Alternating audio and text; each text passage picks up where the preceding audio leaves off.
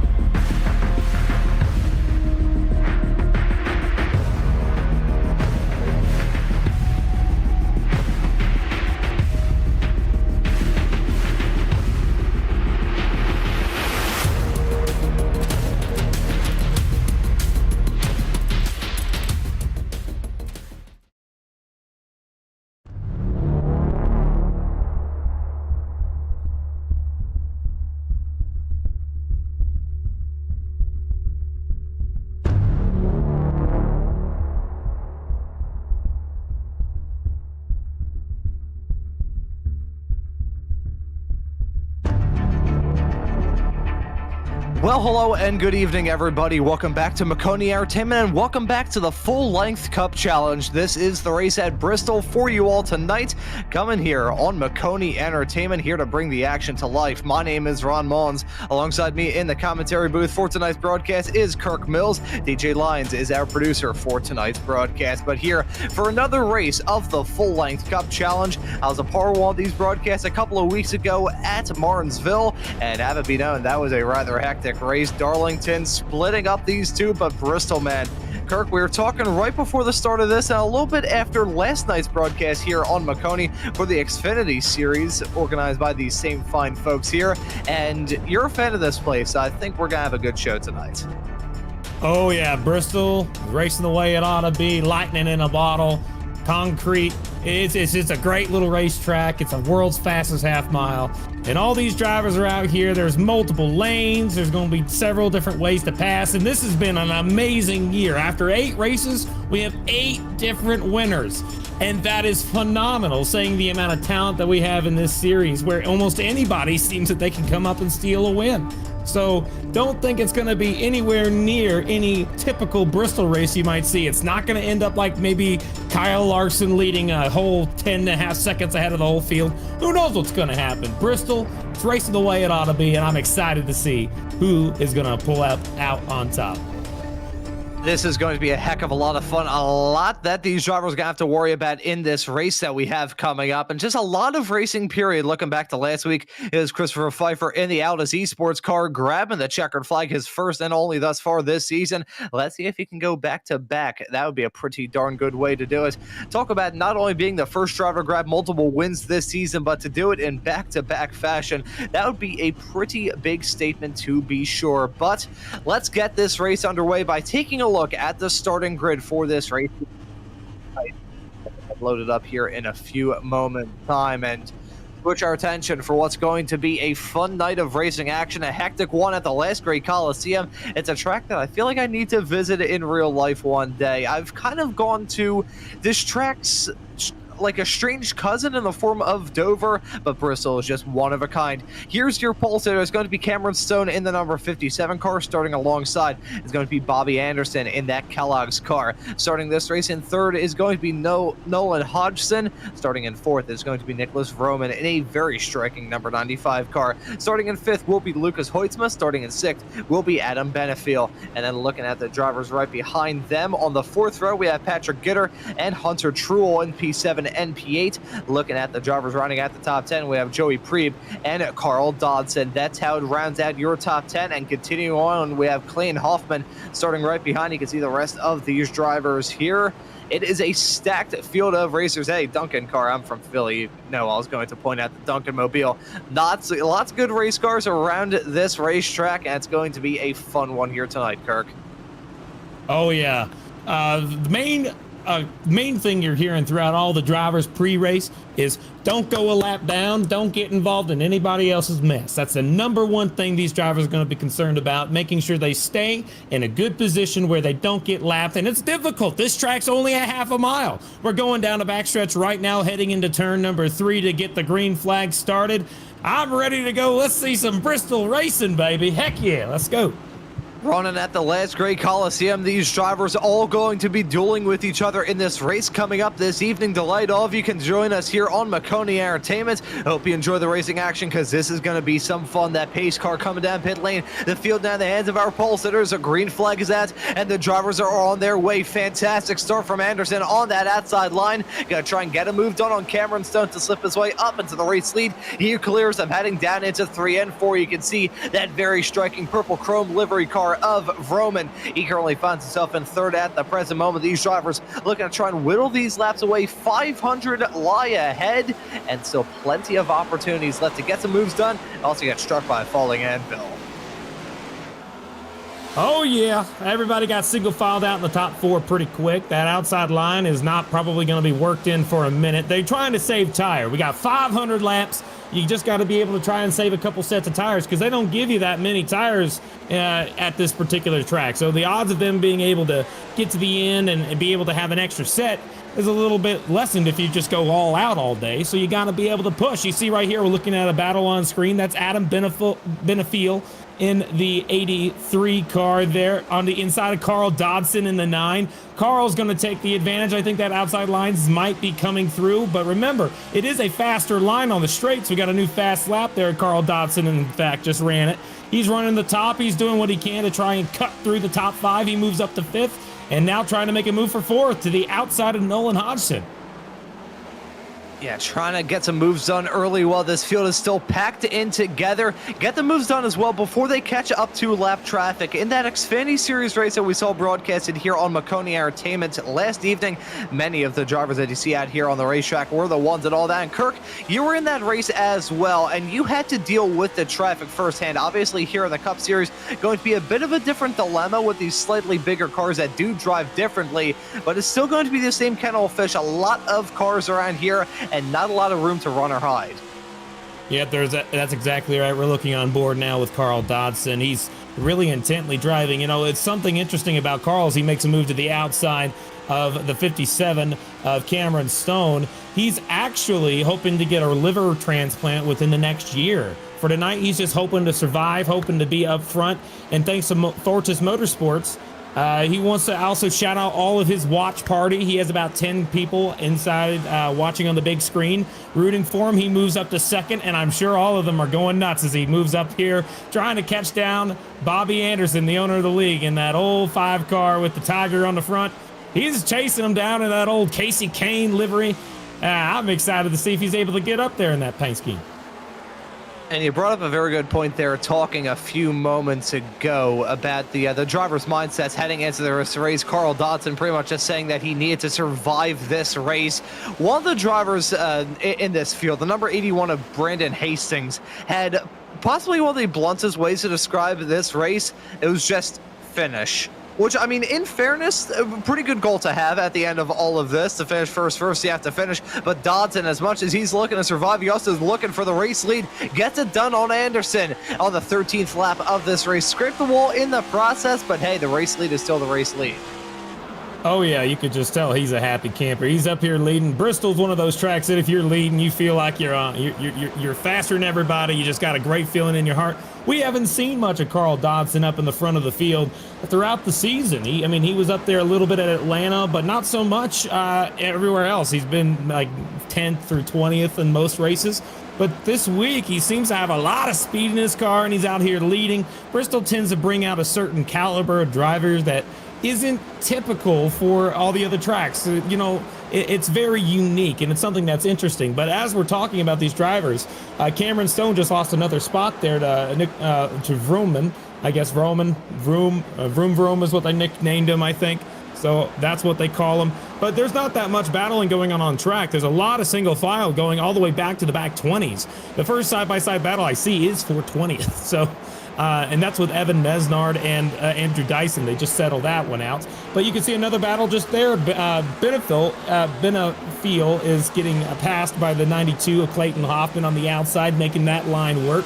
But this is just early in the run. This is lap 18. Tires tend to fall off around lap 20. So if you've been pushing really, really hard, you're going to start seeing them back off. You're going to start losing some ground around lap 20, and then it progressively gets worse. And however, if everybody's saving really well, you won't see that too much. You can see this weather here today. We got, what is that, 81 degrees with 109 track temp. Pretty hot today. I gotta say, one good thing about these Maconi shows, I don't have to worry about converting it from Fahrenheit to Celsius or the other way around. That is scorching hot, 109 degrees Fahrenheit. Whenever I see track conditions like that, there's only one story that popped into my mind. I remember back in middle school waiting for the bus to get home. I would always have this very odd idea of walking around a blacktop parking lot right by the bus stop that we had and just walk around without shoes on and feel the burn walking across asphalt in the sun here in the city of Philadelphia. That was never my brightest moment, if I'm being completely honest, but these track conditions are scorching hot, 109 degrees. It's not going to be causing it to be too cooking hot with the concrete around here. If it was blacktop like Bristol used to have back in the day, it would definitely be even more of a pressure cooker situation, quite literally, for the tires. But nonetheless, 109 degrees, that is still rather burningly hot. Oh, it sure is. And just to give you an update, the 51 of Ed Ryan is having some connection issues, and he has disconnected from the race. He will go ahead and take that car behind the wall, and he might be done for the day. However, that will be our first driver out of the race is Matt DeCiani here in that Ford car, trying to get around the 97 of Lucas Hoytsma.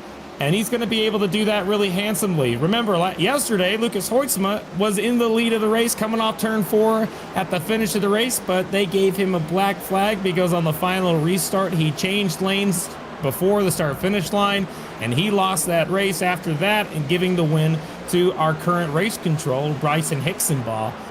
So that was an interesting finish there, and he's trying to recover from that and finish well here in this race. He's got a little bit of speed running just outside, just right on the cusp of the top 10, sitting in 10th.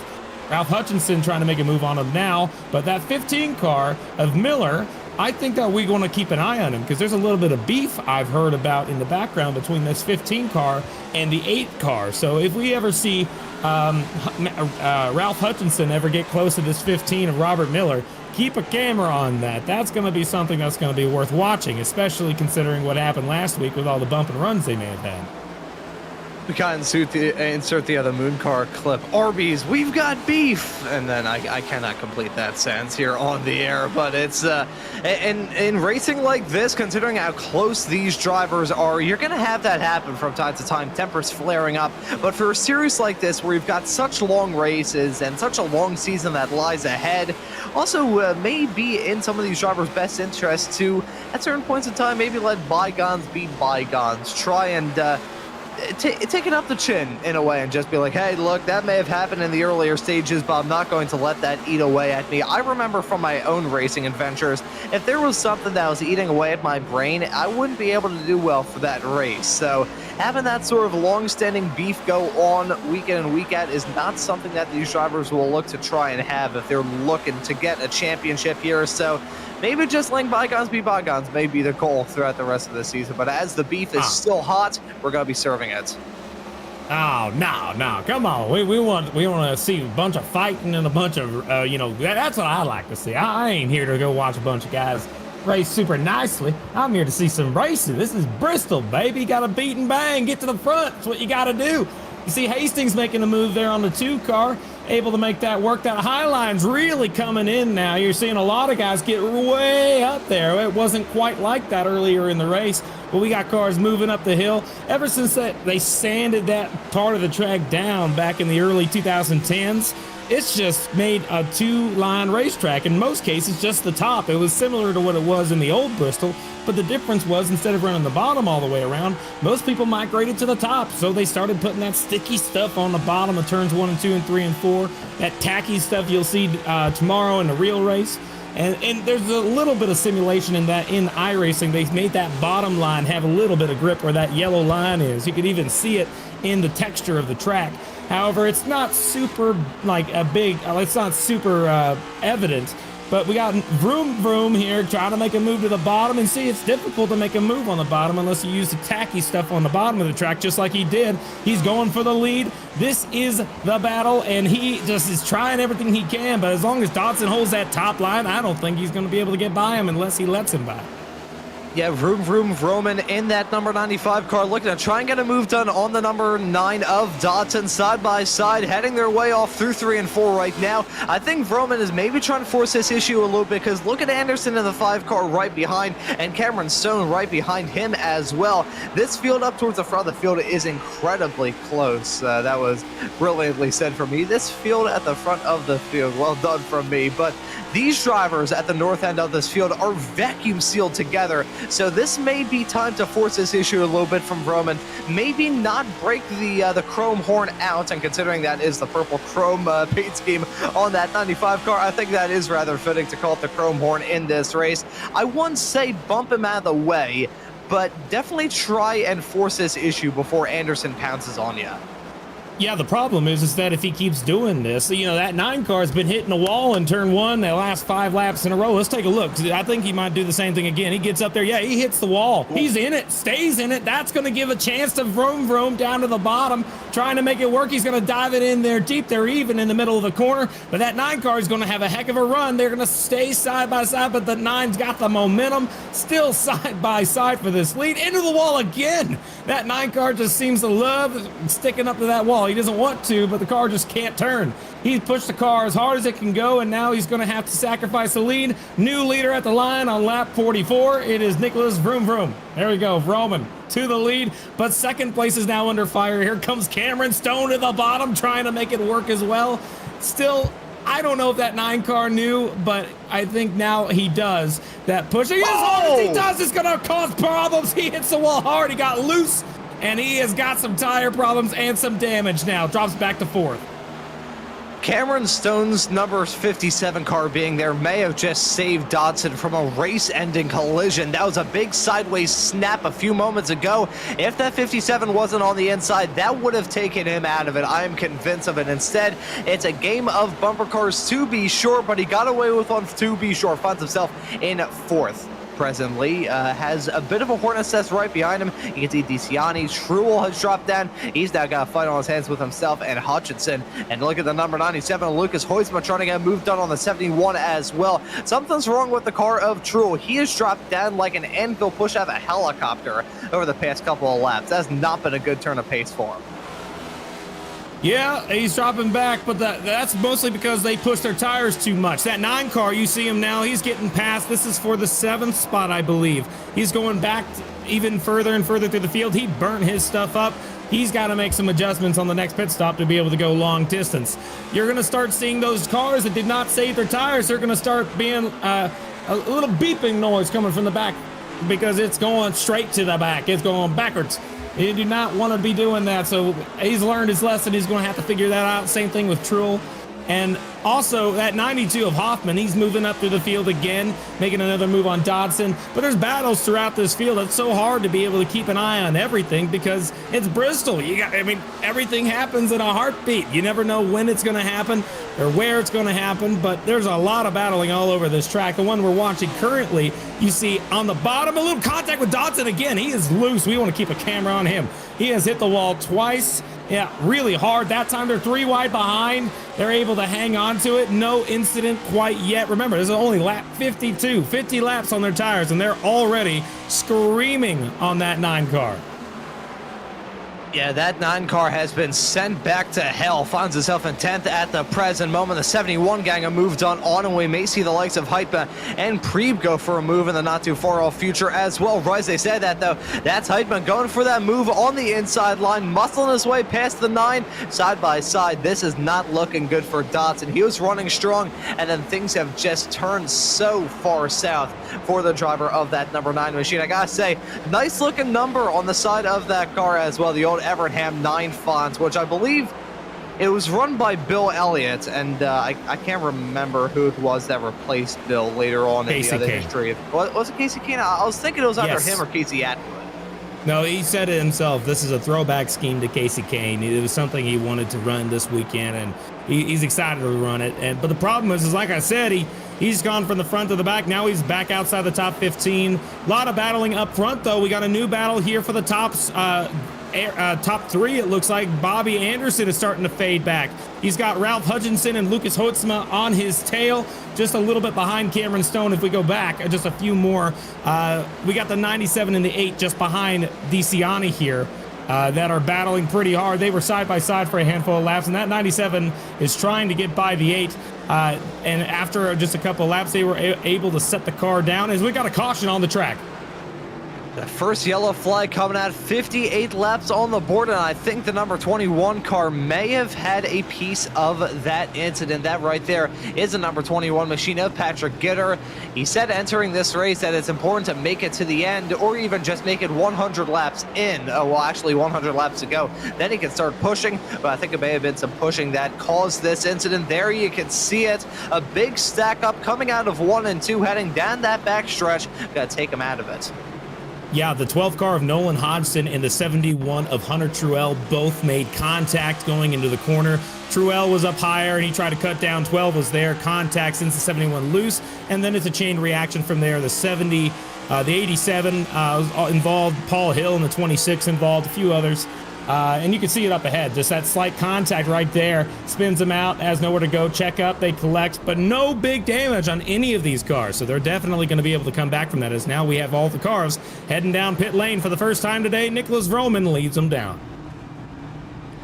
Yeah, and this racetrack acting like a cheese grater on those tires is going to bring these racers down in pit lane, as being led by Nick Vroman in the number 75 car. That very slick looking paint scheme that it was raised by our producer DJ Lyon before we got this broadcast up and rolling, but my God, that car is beautiful. I do not envy our producer's graphics card, though. I feel like if I had to load that in its entire glory on iRacing, I'm pretty sure my computer would sound like a plane taking off. But you can see these drivers up on the checks. He's out and away. He's going to be able to take the lead once again. That was a pretty good stuff from Cameron Stone, the 57. Yeah, you got to remember, Cameron Stone, he's the pole sitter. He was just at the end of pit lane. He was able to just go. Because luckily for him, his line is like 10 feet, just a very short distance out of his pit stall. He doesn't have to get up to speed. So it's actually a better benefit to start and be on the pole for this race, or at least in the top 2 pit boxes. Yeah, having that good position on pit lane going to make a huge difference. If you find yourself in a bad spot, you're really going to be screwed in a race like this. And looking through, this is potentially a odd question to ask.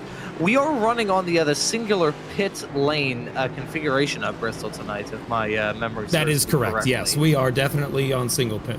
Yep, that's correct. Because I remember that's what we had for Xfinity yesterday, and not to dredge up some war wounds here, Kirk, but I remember you picked up a penalty in the early stages of that. And we were like, oh my God, this is torturous, seeing him go down pit lane and have to maintain the pit lane speed limit all around that racetrack. It is a torturous run through the pits. Like, if the pit lane period was that long, like in a case of Martinsville, for instance, where pretty much like, like 5/8 of the track is just pit lane, that wouldn't be too bad. But considering you're basically out there, the racetrack is right next to you, it's always a bit of a sting not having that barrier separating. As we see the 8 of Hutchinson down in the pits right now, overshot his pit stall a little bit, having to reverse it, so that's not going to help out his cause in the 8. Yeah, he actually pitted. I think he may have had a penalty of some sort, or maybe missed his pit box. That's a possibility. Not entirely sure. We're going to have to talk to race control and see what was exactly going on. But we got the cars doubled up. Pace car is going to dive down in the pit lane. Cameron Stone's got the bottom of the lead, and he's going to pull away. Cameron Stone with the lead as they head into turn 1 for the second attempt today. No penalty for changing lanes this time. Looks like they held their lines.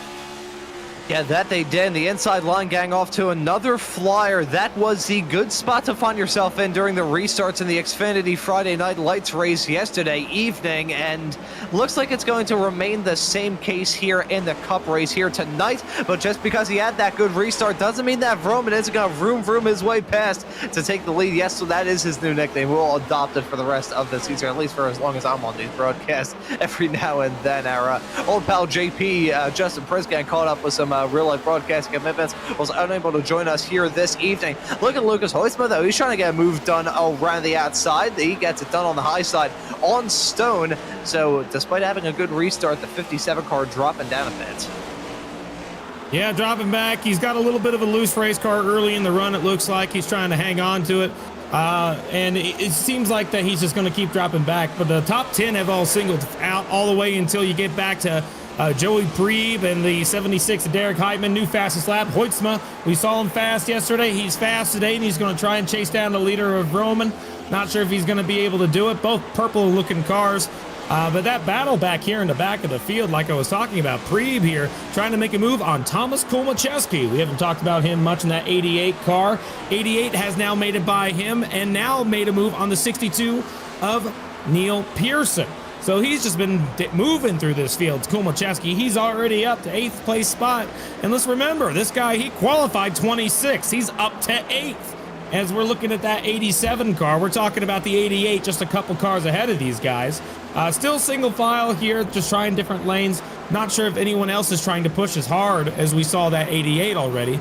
But in terms of the biggest movers of the race, he's definitely going to be in contention. Yeah, we're going to be having to keep tabs on that driver for sure. A lot of stuff still left to happen in this race. We haven't even hit the first fifth of this race being done. 71 laps on the board. Still a whole lot left to go. Over 400 to be a bit more precise. And to be even more precise than that, we have, I was going to do the math there, but considering that I've done about 3 broadcasts thus far today, I don't believe I would be correct in saying that it's 428 laps left to go. I think I actually got the math done correctly there in my head, so well done to me. See, I paid attention to math occasionally. We're seeing Nolan Hodgson and his perspective of all that, running VR around here, which has got to be a very claustrophobic experience in the sim. This track, as much as there's very little room to run or hide, you imagine your perspective getting involved in some sort of trauma and getting out of your race car in real life around here. It is a bowl. Yeah, Nolan here, by the way, he puts on that VR headset and he's just a happy guy. That's what I always say about Nolan when his picture comes up on the screen. DJ, our producer, put that at the top of the screen. Thank you, DJ, for that lovely reference.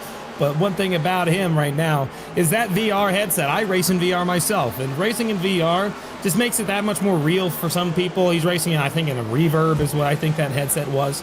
But for me, what I could tell from his driving standpoint is it makes your head a little dizzy. So sometimes you gotta, remember to focus and not try to think that you're gonna constantly be going in circles 500 times. So it's easy to get dizzy if you've never done it before. But that 15 car of Miller, he moves up pretty quickly. But something I want to mention, we got a battle for 5th right now. The 71 car of Hunter Truell just made a move to the outside of Clayton Hoffman, and he moves up a spot, up to 5th. And now he's trying to chase down DeCiani. Other than that, the only other battle on track right now, Cameron Stone is all over the back bumper of Lucas Hoytsma.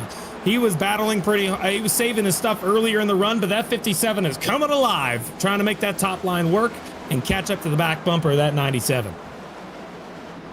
Yeah, I think despite having a rather rough series of laps after that restart, Cameron Stone is back on the up and up, trying to figure out any sort of way to get past the number 97. Well, I think is feeling a little bit stuck behind Nicholas Froman right in front, the number 95, holding up the 97 ever so slightly, at least from what it looks like as we're following Cameron Stone and his perspective, heading his way off into 1 and 2 right about now.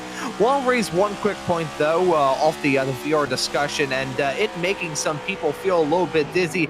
First time I ever put a put a VR headset on, period, was in a Verizon store here in the city of Philadelphia, which not so fun fact time. If anyone saw the footage of the plane crash that happened in Northeast Philadelphia a couple of months ago, it was right around where that happened.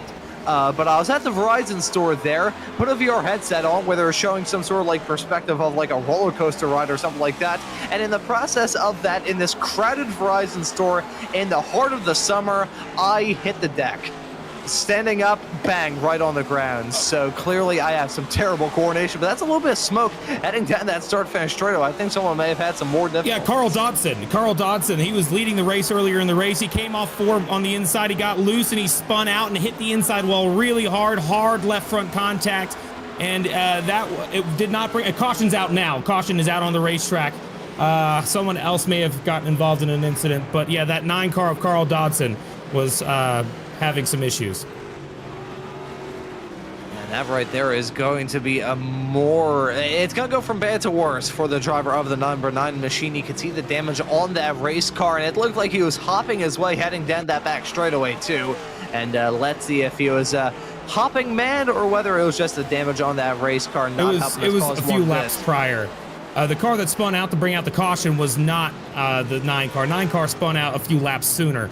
Did not bring out a caution, but Jason S. Taylor in the 60 car, he did end up spinning out to bring out this yellow. He was running back in 32nd spot, that 60 car, and he just got loose on his own. No contact. You take a look at it here. He's back here on his own, and he just got a little loose, spun the car out, and I think he didn't get too much rear end damage. Yeah, just a slight amount, and he's going to be able to continue after that. But the 9 car of Dodson definitely has a lot of left front damage, and that might be something that will affect him for the rest of the race. And that is not going to be a good moment for Taylor, and not a good moment at all for the number 9 either. But here's a rather interesting development. Roman back in the pits.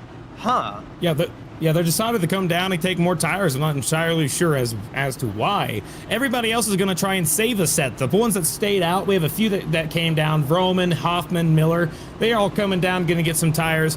And everybody else is going to be saving a set early on in this race. So that 95 is going to be down a set. We're going to have to pay attention to that as we get closer to the end of this race. But this is our second caution of the day here from Bristol. That 95 still is an eyesore to me. I cannot. It's exactly a tactic, I think. If you're on a racetrack and you see that in front of you, I think we're going to go to a break here in just a moment. So that's not the most beautiful of cars, in my opinion. But he's stopping at the end of pit road. Odd. Yeah, I think pit lane closed there for Roman, but as we are under this yellow flag, I think we will be taking a break, so we'll be right back with a full-length Cup Challenge after this. When you want to be the best, you can't settle for the rest. For anything on iRacing, there's just one name you need, Maconi. With the launch of Maconi Entertainment and Maconi Competizone alongside Maconi Setup Shop, we now provide the best of the best in setups, paint schemes, coaching, broadcasting, and event organization. With cars across all 4 license classes, we have what you need to hit the track with confidence. Grab a subscription and save money while going fast at MaconiSetupShop.com/subscriptions. And remember, at Maconi Setup Shop, there are setups, but your victories.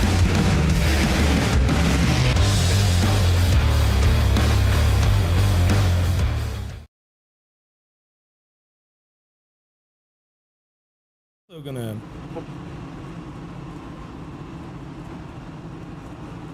Alrighty, everybody, welcome back to this evening's coverage of the full-length Cup Challenge here on Maconi Entertainment. 89 laps on the board of this 500-lap-long race, and the lights are out on that iRacing pace car set to get this race restarted in a couple of moments' time. This is the second full-course yellow of the day, and it's Lucas Hoitzma at the front. Cameron Stone set to join him on the front row, holding on to that inside line for this restart, which, as we saw during the Friday Night Lights broadcast here on Maconi yesterday evening, and have seen in the first restart here tonight, looks like that inside front row spot is going to be the spot to be in all throughout the restarts here this evening. But let's see if it's just lightning striking in a bottle once, or if it is going to be a continual pattern. That pace car coming back down pit lane. Let's see the green flag back at. The drivers are on their way, and of course they have to play me like a fiddle with Hoitzma getting off to a flyer. Yeah, that's a problem. I think the 97 beat the 57 to the line, so that's probably going to end up being a penalty. That 90s, unless he chose to go to the top, which is an interesting choice. I didn't know that you had the ability to choose in this particular league, but if that's the case, then there you go. He's not going to be a penalty, I don't think. So in this case, he's going to have the lead battle for third. Remember, Kulmacheski, he started 26. He's up to third. He's going to try and make a move to the bottom of Truel. Yeah, and let's see if he is going to go for it. And it's still some close quarters racing going on all throughout the field. Waiting for this field to maybe decide to settle down a little bit with that restart in their rear view mirror. Rapidly approaching upon the first 100 laps, the first 100 of 500 here tonight, set to be completed in a couple of moments time. It's still Hoytsma leading over Truel, leading over the driver of the number 88 car, whose name I will try to pronounce a little bit later on, but I will not at the moment, because I will probably absolutely butcher it. But that's how it stands at the north end of the field. Some side-by-side racing going a little bit farther in the back, though. Yeah, Kulmacheski. That's the best way to be able to pronounce that particular name. But yeah, Kulmacheski. There you go. You got it. There you go. All right. Starting in top three, and he started 26, which is wild to me. I mean, be able to go from the back to the front like that in such a short period of time, did a great job, and I cannot wait to see if that 88 car can end up getting into victory lane today. I think he might be a real contender. Somebody who might be up at the front at the end of the day as long as he can survive. But remember, that's always the story. You want to be able to be around at the end of these things. Racing at Bristol is a little different than every other track because the banking here is absolutely absurd. You just got these giant corners that's like impossible to walk up, and that's how they're able to go so dang fast around a half mile. I mean, if at Martinsville, you have to slow down to 50, 60 miles an hour in the middle of the corner, but here, you're able to carry 120 miles an hour almost throughout the entirety of the corner. The slowest point, I think, is like 115, so not that bad in terms of speed. But I will tell you, it's really dang fun to race on this track because of that. So it's a beautiful place, and right now Hoytsma's got the lead by a lot as we're looking at Patrick Gitter in that 21 car battling with Nolan Hodson in the 12 behind. And you brought up a very good point there, Kirk, talking about the nature of this racetrack. These drivers will be hauling the mail, heading off through these corners all throughout this race. As much as we have 500 laps in front of us in its totality here for this race, already 102 on the board.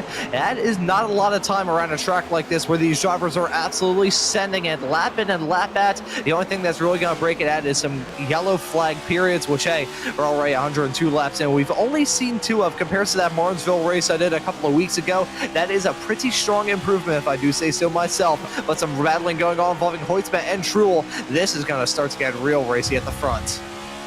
Oh, yeah, I'm excited. I hope Truel is going to be able to make that move on Hoytsma. He's got a little bit of time. He was there a second ago, but it looks like that Hoytsma just put on the jets, and he has started to run away. Both of these guys have opened up a little bit of a gap to that third place of Kulmacheski there. But throughout the field, pretty much single file up until about 10th place. Then you got various amounts of battling as we go further into the back 20s. So remember, only 36 starters in this race. We only have 1 driver out, 3 cars, 1 lap down. Those 3 are Dustin Hall, Stoney Benfield, and Jason Taylor. And Carl Dodson is at the tail end here, about 9 seconds back from these guys. And he is going to be our first lap traffic if we're able to stay green for a little bit longer. And once that lap traffic discussion starts to get raised up, it's going to get even more hectic for these drivers. In that first green flag period that we had that lasted for the first 60-ish laps of this race, we started to see that lap traffic dilemma really get raised. Now that we're getting to round 2, I wonder what these drivers learned dealing with that traffic. Kirk, you're out there on track for the Xfinity Series race yesterday evening. So, as you know, I jinxed it as the caution's back out. Yep, that's going to bring out our third caution of the day. Not entirely sure what may have brought that out, as Kulmacheski was losing ground when that happened. We're going to be able to find it. Looks like it happened on the front straightaway. We had Ben Tracy in the 33 car, all white this week, get involved in an incident. It was right ahead of them. It was Dustin Hall. Dustin Hall was battling with a 2 car. of Jacob Simpson going down a back straightaway, made contact, made the one car get loose. He slid into the corner, spun out, collected a few other cars, and that will bring out the caution, including Stephen Williams. And it looks like only 3 cars were involved in that particular crash. And that was a big moment for all of those racers involved in that collision. You could see the whack to the front of that one car. It hopping up and down, bouncing around like the shock absorbers were replaced with pogo sticks. And you could see it having to shoot down the track to go back down to the apron. You can see that sideways snap into the wall. Multiple big hits for the one car. That is going to damage just about every single corner of that race car if my eyes did not deceive me. So that's a rather unfortunate moment for him. Looks like that a lot of cars are making decisions now. Truel is going to end up coming down. Remember, the stage end is on lap 125, so we got about 15 laps to go in the stage. Top 10 get some points at that time for rewarding them for being in the front for the race. However, some drivers like Hunter Truel is deciding to come and get tires now. I mean, that's an interesting choice when you're running so well. I might be able to get some stage points. Anderson's in, Hutchinson's in, Hutchinson and Brickley also follow in. And one question to raise at this stage of the race is, are these drivers going to maybe set themselves up better for the stages or better for the end of this 500 lap long race? I think if you have luck on your side, you can maybe play both ends against the middle in an odd way. You could try and do both. You can hit those numbers to do well in the stages and get those points, and you could also use that time between the end of stage 2 and the end of this race period to maybe decide, you know what, hey, I did well in the stages, may as well try and go for all-out glory. There is a way to do that around a racetrack like this. I believe that is very much so possible. I don't know about you, Kirk, but I have a feeling that we're going to see at least one driver try and play both ends against the middle in that regard.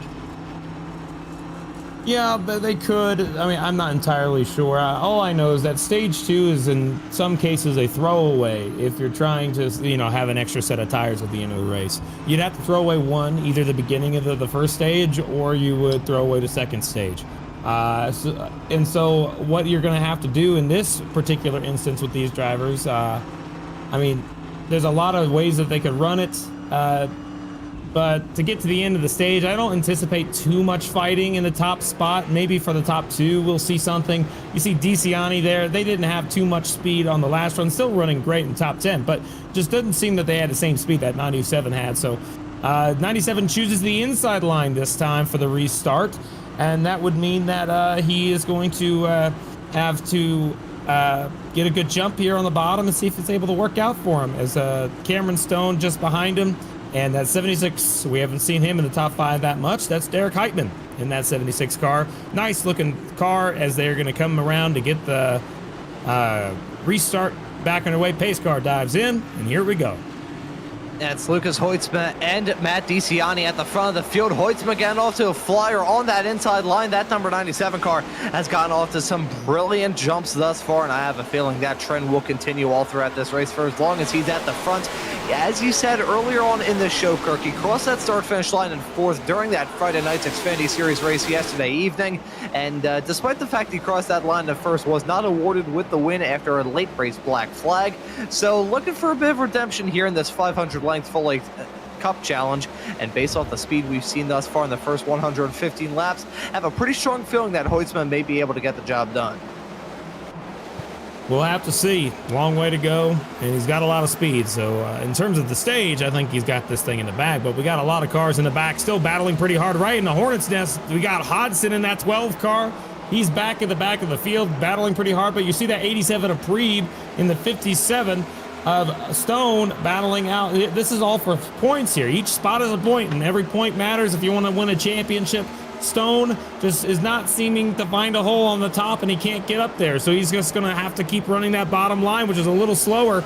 And the entirety of the bottom line just seems to be clearing out every driver as everybody has moved to the top, and it's now, it looks like a single group racetrack contact. Around goes the 87 and the 57. They're in the inside wall. No caution yet, but that will most certainly put them in a terrible position in terms of damage. Both cars not facing the correct direction, and it looks like Preeb is having to turn hard to the right to go left, which is not the way you want to be driving at Bristol. And let's take a look at a replay of this moment between these two coming out of the corner. We're following Cameron Stone, the 57 car, and his perspective and all of this on that inside line. And yeah, really nothing that he could have done to avoid that. I think that was entirely on Preep, if I'm being completely honest. I'll ask you for your thoughts on it, Kirk, but I think, unfortunately for Stone, our pole sitter, getting the short end of the stick in that incident. Yeah, looking at it here, the 87 definitely came down, and he was a little lower, but it's a racing incident. It's not necessarily anybody's quote-unquote fault, but I'd say it's a racing incident. It's what you expect out of Bristol. But let's pay back attention to the front of this field, because we got a battle for second right now. Heitman's all over the back bumper. DeCiani trying to make something work. As we're coming to the end of the stage, we just got a few laps to go, and it's going to happen here shortly.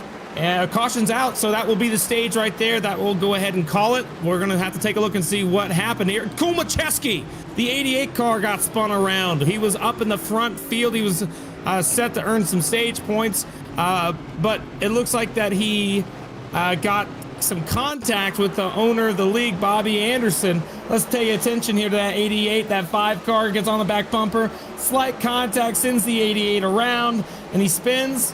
And it looks like he's going to just barely miss that wall. And that will bring out the caution.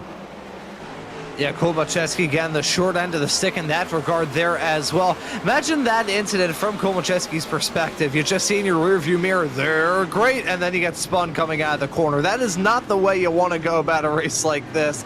Doubly so from the league admin there. Obviously unintentional, just a bit of a stacking up. You can see how he got loose heading his way through the corners. That could be the reason why he slowed down Bobby Anderson in that number 5 car with just about nothing he could have done, but I think that moment of commentary, they're great, and then he gets spun off is, yeah, not ideal regardless of the series of circumstances that led to that incident happening in the first place, but we got some drivers come down pit lane, including your race leader of Lucas Hoytsma. Now with the number 57 of Cameron Stone, your pole sitter in this race, not really in contention for the race win as it stands currently, again, still 125 laps. You see that corn on the cob right there? Race.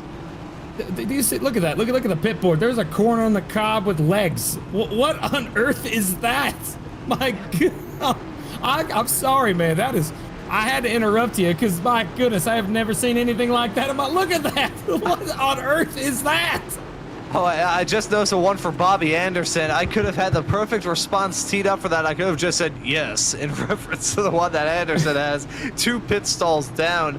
I'm not even sure what that... I'm not sure if I want to know what that is, if I'm being completely honest. Is or was...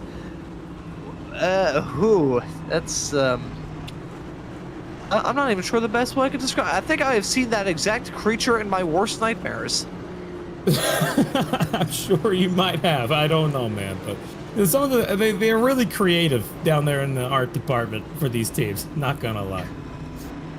Oh boy, I remember doing race control for one series where the manager of the graphics department for that league would always design their car to have like a small little Easter egg left for the commentators, which I gotta say, as a commentator, that'd be pretty awesome. Just have some sort of Easter eggs that we can catch around here. And hey, we are coming up to Easter here in what, about a week's time, a week and a day here. So that's yeah, so that'll be maybe potentially for the next round of this series we'll have to have some Easter eggs out there on the track. Yeah, Easter Sunday is going to be coming up here shortly. We got, I believe it's going to be on the 20th, so we got another week before that happens. But we're coming down to the end of this, the start of the second stage. A lot of cars are on some older tires, some are on new. We got new drivers in the front of this field. Billy Brickley, Benfield, Simpson, Zodiac. These guys, Mesnard even, have not been in the top 10 all day, but they stay out on old tires. This is going to get interesting. Yeah, this is when we get to the stage of the race where we're going to see the cream rise to the crop. Stage 2, usually going to see the field get thinned out a teeny tiny bit in terms of the competitors that we know are going to be quick. The green flag back out. True getting off to a flyer on that inside line, that number 71 car, proving that that is still the spot to be in. Kirk, during that Xfinity race yesterday, you kind of had both sides of the coin. You got to restart on the outside and on the inside at the front end. Otherwise, that inside line, it always has those good jumps, at least in terms of the one on on the other driver on the front row. Maybe it's just down to not wanting to pick up a penalty or what. That inside's still the spot to be at. Yeah, it's a driver's choice. I had to do both because I started second and first. I didn't know I had a choice that I could make. That was something that I wish I would have known. I would have done a little something differently in the last couple of restarts. But anyway, what I can tell you is that 44 seems to be holding his ground rather okay. Still sitting in the 4th place spot. Billy Brickley, we don't see him up front very often, especially on the short track. So, I mean, he's up here with a 2-car. Jacob Simpson, he got involved in that accident a little earlier. So he's able to recover well, running top 5. These guys were all running back 20s. They started 32nd for Stoney Benefield, who's currently in 3rd. That 70 car was back in 32nd for the beginning part of this race when he started, and now he's up to 3rd. So, I mean, that's the biggest mover of the race that I could see so far. But all these guys, 20th on back, starting positions. But Truel, just got passed for the lead. Ralph Hutchinson went around him on the outside. That takes a new leader, Ralph Hutchinson. Ralph Hutchinson Motorsports is going to take the lead, and he's going to try and run away before Lucas Hoytsma has a chance to get back up to him.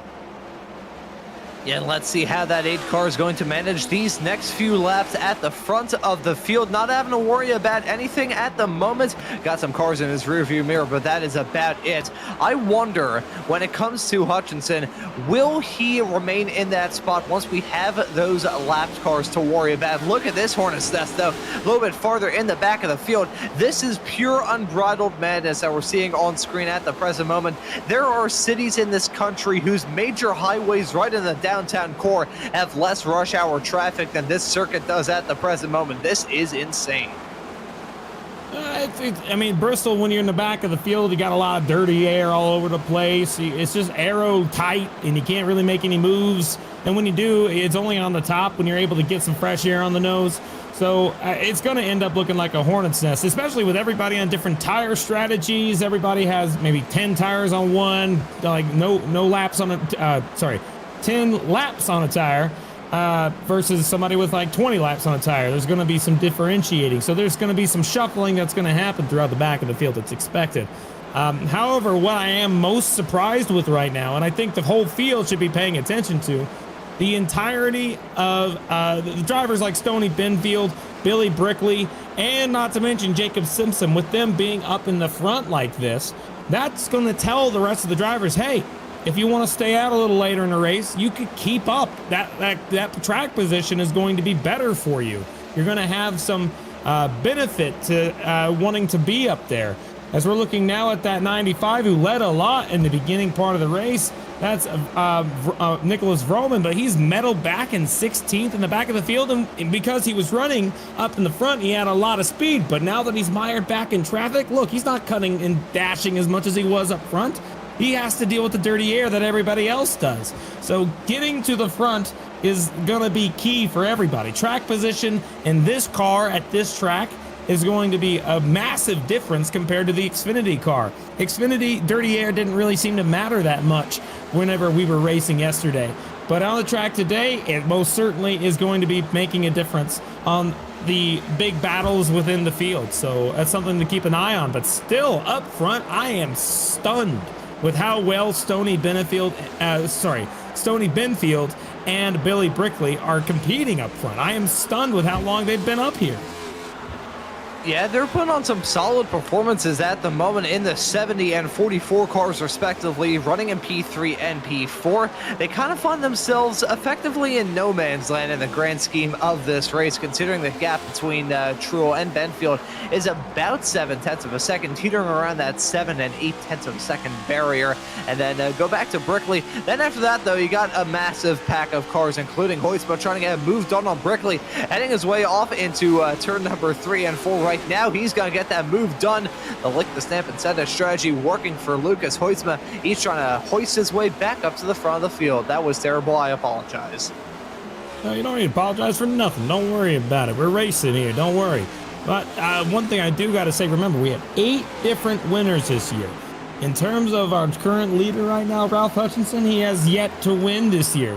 This is showing that there is a chance, and albeit a very slight chance, that we might have a new winner again. That's something that could happen. It just depends on how the driving goes and how the rest of the day goes.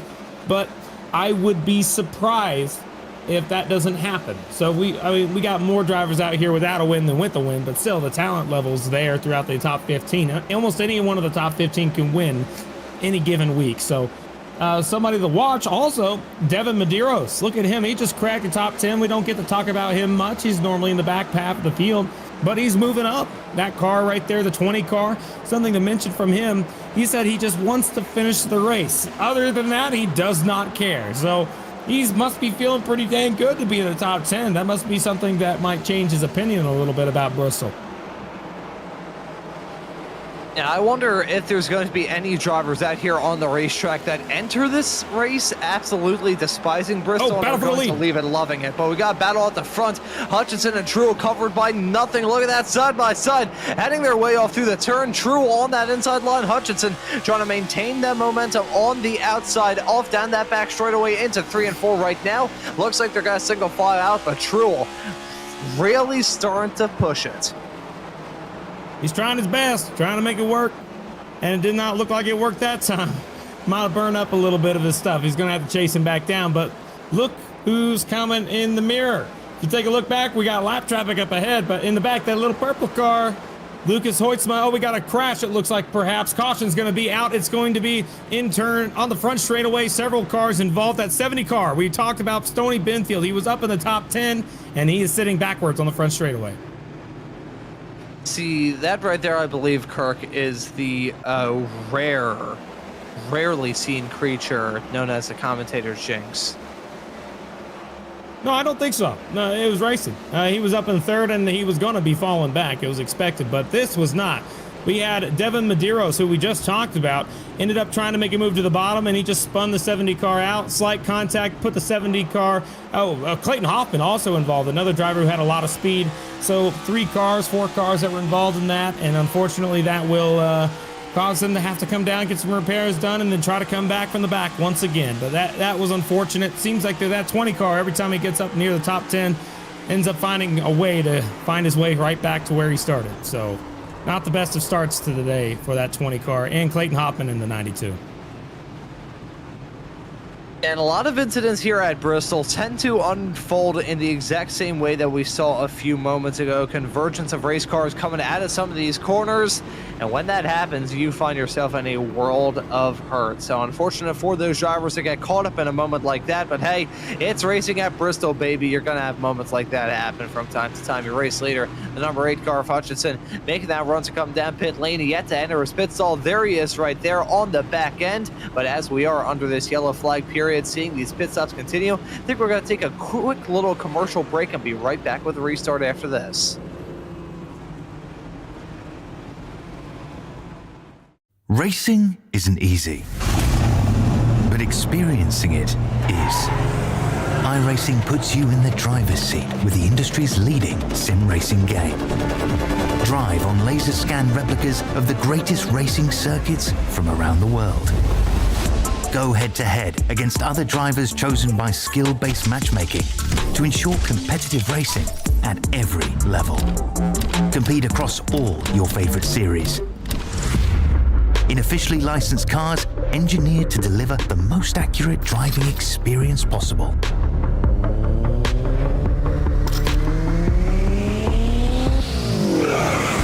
Join a race or host your own with players from across the globe. Race against the computer or in a league with friends. Feel the thrill behind the wheel. Visit iRacing.com.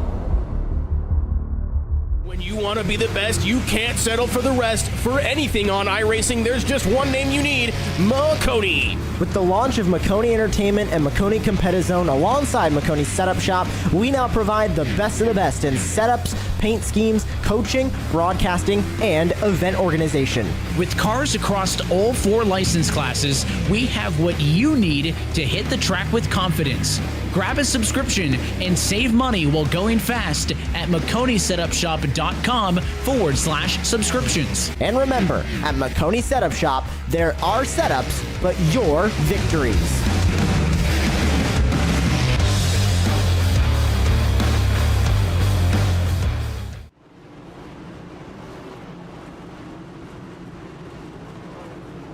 ready for the restart here in a couple of laps time for Maconi Entertainment's coverage this evening of the full-length Cup Challenge here at Bristol. It's myself, Ron Mullins, and Kirk Mills with you on this broadcast here tonight, with DJ Lyons working on the cameras and the graphics and doing a wonderful job in the process in the virtual production hauler. The lights still out on the pace car at the present moment.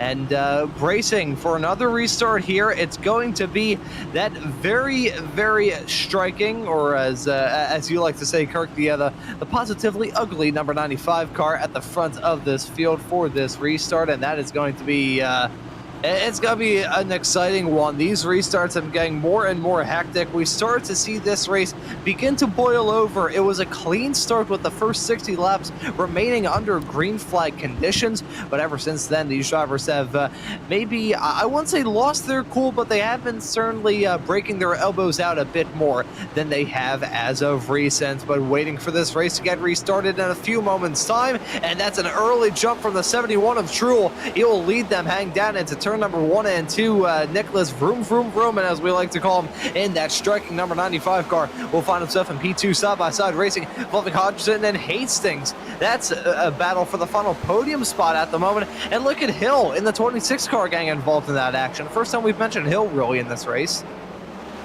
Yeah, he got involved in an incident earlier in the race. We saw him get collected, but he's back up in the top 10. We got new drivers in the top 10. Brandon Hastings, one of them. We also got Evan Mesnard. Thomas Kulmacheski is back in the top 6 after getting involved in that incident a handful of laps ago. A lot of cars came down, took tires. Some did not, and these ones that did not are now at the front of the field. Matthew Long, Evan Mesnard, Adam Benefiel, all of them are up here in the front of the field now. And Nolan Hodgson in that 12, he looks hungry. Based off of the way he's driving, I think he's trying to get to the back bumper of that Nicholas Roman, who is now in the lead, it looks like. So something must have happened to Hunter Truel to where he may have dropped back a couple spots. He did have the lead at the start of this thing, but he just went back.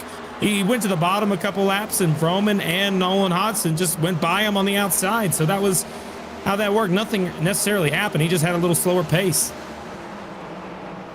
Yeah, Truel now finds himself in P3 as a result of all of that drama. So not sure what happened to the driver of the number 71 car, but not working out well for him regardless. Look at this. This is some close quarters battling involving the number 97 of Hoytsma and Hutchinson. That's Gitter on the outside line trying to make hay while the sun is shining, get a move done, but he's going to get stalled out by the 07 of Lawallen on the outside line right by Lawal, and that's not going to help him out one bit, acting as a little bit of a rolling roadblock. But the yellow pulling out yet again. 169 laps completed in this race, and I think it may have been the 20. Oh, here we go. It's a 70 and the 2. Oh my goodness. Dodson also involved. We saw him leading earlier in the race. Let's take a look and see what happened. Here we go. Down the back straightaway, a little loose for the 2 cars entering really shallow. Doesn't look anything off normal. Came up a little bit. The 11 car did not go up all the way to the wall. Several cars involved in that incident. We're going to have to definitely take a look and see exactly who was involved. I'll get you all the names here in just a moment. It looks like in that crash, we also had a few others, including Stoney Benfield, also involved in that particular incident. The 2 car, Jacob Simpson, Ryan S. Jones, Derek Heitman was involved. We also had several others. Jedi Taylor also involved in that particular incident. The 37 of Kevin Zosiak. Multiple cars throughout the field involved in the big one here at the middle of stage 2. And that 30 car also, that's Owens, William Owens involved as well, but not as much damage as the rest. Yeah, and that was a multi-car schmozzle if ever you see it. Look at that. That was a domino effect. How many cars involved in that? I'd say it probably had to have been about 9 in the midst of all of that. That was a big one for these drivers. And the typical Bristol case, an incident like that starting probably, what do you say, probably about 1,000 feet before it really starts to stack them up too badly. That's a typical Bristol case. You have an incident about a third of the track behind where you actually come to a rest. Yeah, I'd love to see the onboard of that 11 car, because the 11 car was a little lower than what we've seen being a normal racing line during that accident. It was interesting to say the least, but I'm not entirely sure why he would be so low on a track, which is where that crash stemmed from. They came off the corner, and I mean, he wasn't, it looked like he was trying to catch to the back bumper of the 41, but it's not going to be that big of a deal. A lot of cars continue to stay out. Remember that the end of the second stage does not come around until we hit lap number 250, right at the end of halfway, right at halfway. So with 173 laps complete, we got a long way to go, and it looks like it's going to be a long night. Yeah, it's going to be a long one for some of these drivers, and we also have to worry about the incident points because for the broadcast I was on here for the full-length Cup Challenge at Martinsville about 2 weeks ago, that race saw a lot of drivers pick up disqualifications because of incident point violations. Around a track like this, as much as you aren't having to stop and start like you would at Martinsville, it's also a track where there is no room to run or hide if there is some drama that goes on right in front of you. So may have to worry about those incident points catching up to some of these drivers between now and the end of it all. So this is going to be a race of attrition if ever we see it. That's part of the reason why so many drivers in some of the other comments they made to you, Kirk, were just talking about how the name of the game was just to survive, to finish first. First you have to finish. I've read that in a fortune cookie before, and clearly these drivers decide to take out some low main for dinner here on this Saturday evening here in the U.S. But again, this restart's going in a couple of moments' time. It's vroom, vroom, Roman gunning it right as soon as that green flag comes out. Hodgson in the 12 car got to be side by side with himself and Truel. Truel had a really good restart last time by and looking to maintain that same speed, try and break his way up into second and get that move done back on the number 12 of Hodgson, but looks like they're going to single follow out with Truel now feeling some pressure from Hill. Yeah, a lot of battling throughout the field, 3 wide in some places, and a lot of cars just trying to make it around. It seems like a lot of cars had damage from that last crash, but that 71 car we were talking about earlier, he seems to be falling backwards, so not really going to be in contention for too much longer, I don't think, as it looks like Hastings and Kulmacheski battle behind him, so that might give him some temporary relief. However, oh, golly gracious, sometimes these cars, when they make contact like that 88 did with the 81, it just gives me a giant shiver in my shoulder. So can't really enjoy that one whenever that happens too often. We got a couple cars that are going to end up losing several laps due to that caution. I do want to make sure we rattle them off so folks know exactly where your favorite driver or family member may be running right now. Jason S. Taylor, Jedi Taylor, he's currently sitting in the pit 7 laps down. Dustin Hall also involved in that incident. Ryan S. Jones, Neil Pearson, Derek Heitman. Neil Pearson is the last one that is currently sitting 4 laps down. He's sitting in the pit lane. Everybody else from 31st forward is only 1 lap down. That includes Joey Preeb, Derek Heitman, Carl Dodson, Stoney, Benfield, and Jacob Simpson. Everybody else is on the lead lap from 26th all the way up to 1st. And cutting their way through the field in a good and bad way all throughout this field. A lot of drivers having some rough evenings up to this point. In the first 181 laps, there have been some drivers going up the field, then back down the field, then back up the field, then back down the field. It's been a seesaw race for many drivers up and down this grid. Still have a lot of the racers that started it, though. One thing to raise about these cars, they are rather tough. They can take a pretty big pummeling, and granted, unless you're running in 2022 and break a toe link, then you may be in a world of trouble. Otherwise, nowadays here in 2025, you're going to be, I won't say golden if you get involved in an incident, because obviously that's still going to suck nonetheless, but you can make your way back up the running order. Maybe not back onto the lead lap if you get involved in a big incident and have to tow, but you can still pluck your way up a couple of spots and maybe just overtake those cars who happen to get hit with some of those DQ limits a little bit later on in this race. These cars are practically tanks.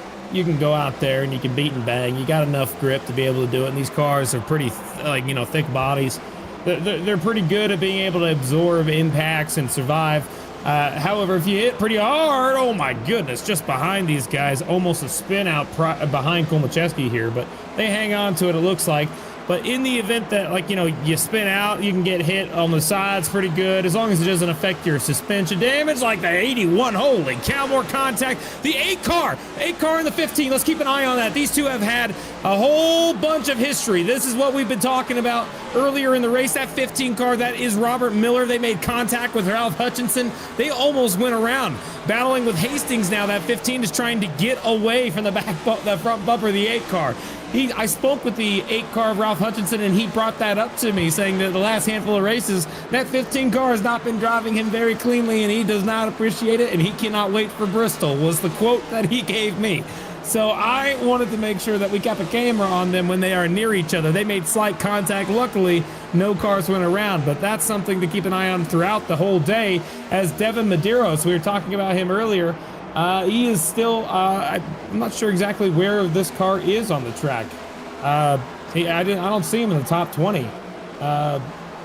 Where is he at? Six. Oh, really? Holy cow, how the heck? He was involved in a bunch of incidents. Now he's all the way up to 6. That's amazing. I did not expect him to be that high up in the running order after all that. That's amazing. What a comeback. And talking about another good comeback, the 21 right behind Medeiros of Gitter. He's had a pretty good hard charge through the field. At one point not terribly long ago, he really found himself getting the short end of the stick, but now finds himself back up in the top 10. Still, though, this field rather shaken up because of some varied strategies going on, but at the front of the field, it's Roman over DeCiani, over Hodgson, Hoitzman, Hill, running at the top 5. Oh boy, worse time for me to get hiccup on the air. That runs at your top 5 as it stands at the present moment. Now 193 coming to 194 laps completed here in this 500 lap long race. Rapidly approaching upon that halfway mark, Kirk, and as much as it has been won, broken up by a couple of yellows, it has still been won with a somewhat low attrition rates. Yeah, I don't anticipate that many cars getting out of the race unless they get at hard contact. That last caution took out a handful of guys that had a lot of speed and unfortunately just won't be finishing out today. Those cars, again, look like that. They will include drivers like Neil Pearson, Ryan Jones, Jason Taylor, or Jedi Taylor, and Ed Ryan. And Ed Ryan's been out for a while, but those are the only cars that are currently out of the race. Dustin Hall's the car currently at the back end of the field. He is 7 laps down. We're looking here at Llewellyn trying to make a move on the 30 car Bowens. This is towards the back of the field. I can tell you right now that 07 car Llewellyn, he's the last car on the lead lap. So the leader, he is back maybe about 10 seconds. So the leader is on the same straightaway. He's Matt DeCiani with the lead. Great job having the lead, and it's amazing to see the 4 car running up here in the front. There may have been an issue that may have caused that change, because was he leading the entire time?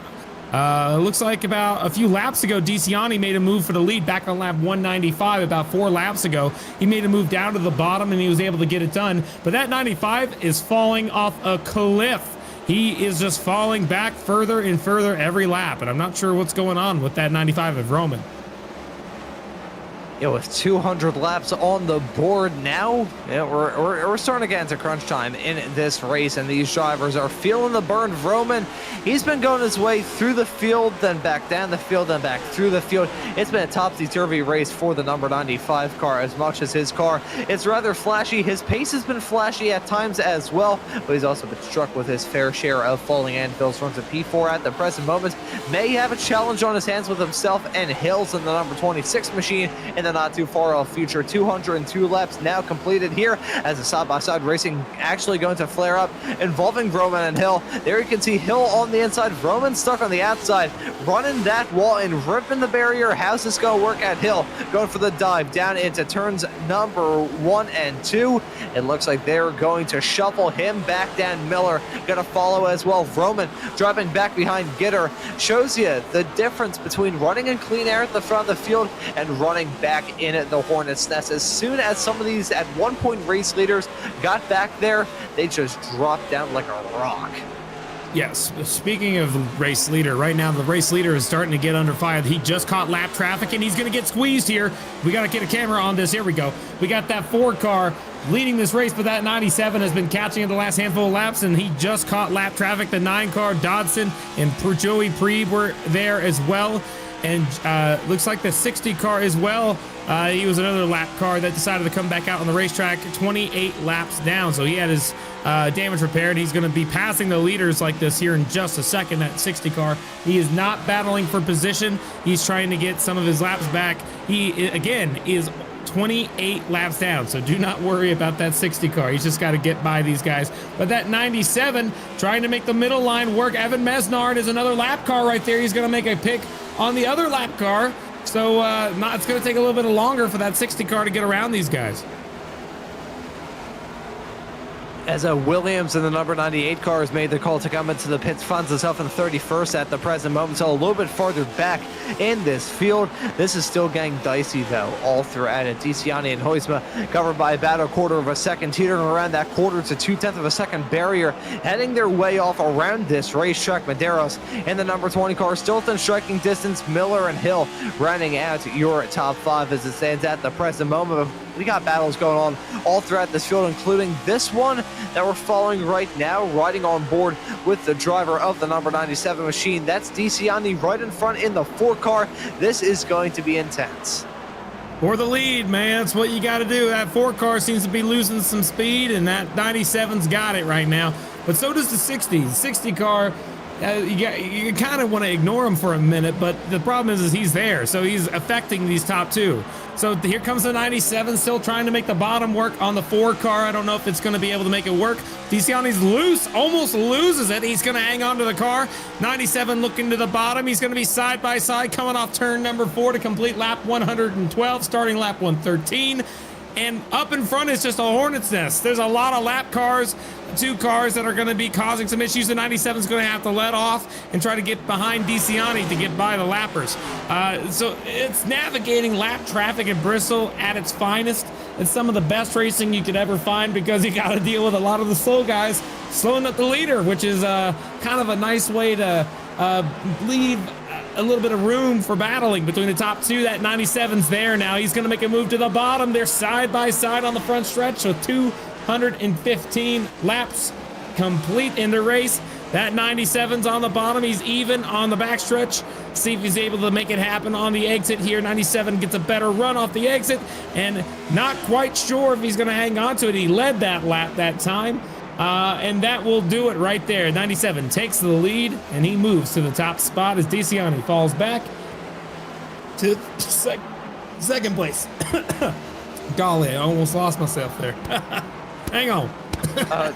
If it makes it feel any better, Kirk, I lost myself 22 years ago, which is saying something because I'm only 20. DeCiani finds himself in second at the moment. I wonder how quickly he's going to drop back, already losing about a half a second to the back of Huisma. That dirty air, as much as the tire dilemma, is certainly creating a bit of a pace disparity between some of these racers. The dirty air not helping as well. DeCiani, in the span of just a couple of laps, has dropped down now 3/4 of a second. The gap between himself and Huisma, Miller, and Dyson running right behind. They're battling hard side by side for the final podium spot at the moment, currently being occupied by Miller in the number 15 car, Dyson in the 41, looking to maybe get that move done in the not too far off future. Here it is though, Miller getting a move done on DeCiani. The racing still going to flare up. DeCiani in that number 4 car was at one point in the race lead, dropping down a little bit, and that is the same amount of tire life on both himself and the likes of Huisman and the other drivers around him, so that's not going to help out at all. It feels like kind of like that race that you'd have. We saw earlier last year. It feels like we just have driver lead a handful of laps, and then the lap comes up and he just drops right on back. Just like that tire just goes down to the cords and it just doesn't have any grip. That 20 car though on the outside making a move on Hutchinson. This is the battle for the 5th place spot. Hutchinson's got it. Medeiros is trying to get it away from him. Not too much room there. I think that the 8 car actually took it away from Medeiros, so that was the battle there, moving up to 5th for Hutchinson. Throughout the field, though, we got very few laps here to go, almost coming up on 25 laps before the end of the stage 2. And I got to tell you right now, one thing I do got to appreciate about this particular race is we just saw a driver that I think we want to be able to note here that we have a driver who's pretty quick that we saw up front, Hunter Truel, who's running in 18th right now. There are 19 cars on the lead lap, and he's battling with the 81 of Brandon Hastings and Matthew Long in the 28 to try and keep on the lead lap. But that Lucas Hoitzma car in the 97, he is approaching and approaching fast, and I think that might put a contender who has speed to be able to win this race a lap down. If it's a different tire strategy that 71's on, which is what's causing him to be a little slower than the 97 right now. So I'm not sure exactly how he's going to be able to hang on here, but he's got to keep on the lead lap. These two cars in front, remember, this is 19th and 18th, the 81 and the 28, and just in front of them is Truel. So the sun's coming back out. That's going to heat up the track. It's going to make it a little bit more slick, a little greasy. And they just put the 19th place car one lap down. That means that we have 18, almost 17 cars on the lead lap right now, which is pretty crazy. Now we're also getting to the end of this second stage as well. That second stage coming to a conclusion at the end of lap 250. So rapidly approaching upon the end of that as well. These drivers probably not going to come in for tires before the end of this stage, and sealing their fate. Sealing their fate either in a good way or a bad way. Only time will tell how that strategy call is going to work out for those racers, some of which who haven't taken tires in quite some time. Lucas Hoytsma still your race leader. Miller sliding into P2. Dyson riding at your podium. But look at that. That's a rather big wall whack heading onto that start-finish straightaway. And that right there was the 81 car with a rather significant tap of the barrier. That was Brandon Hastings bouncing off that barrier like a bumper car coming out of 3 and 4. Holy cow, he should be counting his lucky stars the fact he got away with one there. Still going to be put a lap down to your P2 runner of Miller, but that could have been so much worse. Yeah, it could have been. Speaking of worse, that 71 of Truel just lost his lap, so he is now in the lucky dog spot. He is hoping and praying for a caution, and he wants it right now. That's his only chance he's going to be able to have to come back from this. He's going to need a little bit of a help from a caution. He keeps getting into the wall. He has a lot of right front damage after hitting the wall a handful of times, but he still has a lot of pace in that car, so that's something to keep an eye on. Cole Macheski, another driver who I think has a chance to be able to win if they are on even tire sets. He's currently the last car on the lead lap. Everybody's on different tires, and those that stayed out on old sets are starting to struggle as Lucas Hoytsma is chasing him down and passing him one by one throughout this field. We are looking at the battle with Paul Hill. This is the battle for 7th. A lot of cars. All these guys are battling pretty hard for spots here. And it's just all clumped up into a corner. And I'm not sure if I'd want to be involved in that little area right there where the 26 is. It seems like a hornet's nest, and I do not like that. Yeah, don't want to be involved in a hornet's nest unless you have proper protection. Want to be in a bee suit so you don't get stung in a situation like that. It's still close quarter stuff all throughout this field. These drivers bring us to a good battle right towards the end of this second stage. Now 237 laps out of 500 have been completed.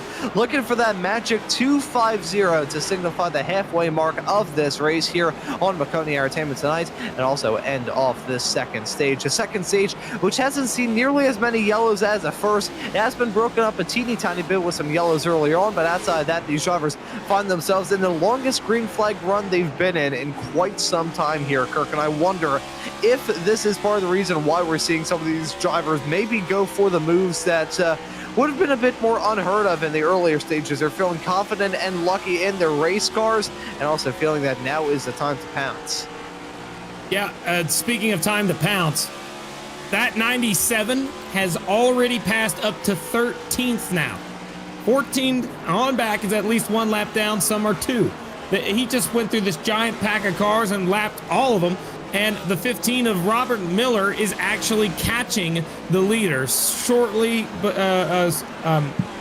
very slight gains here and there, not by much.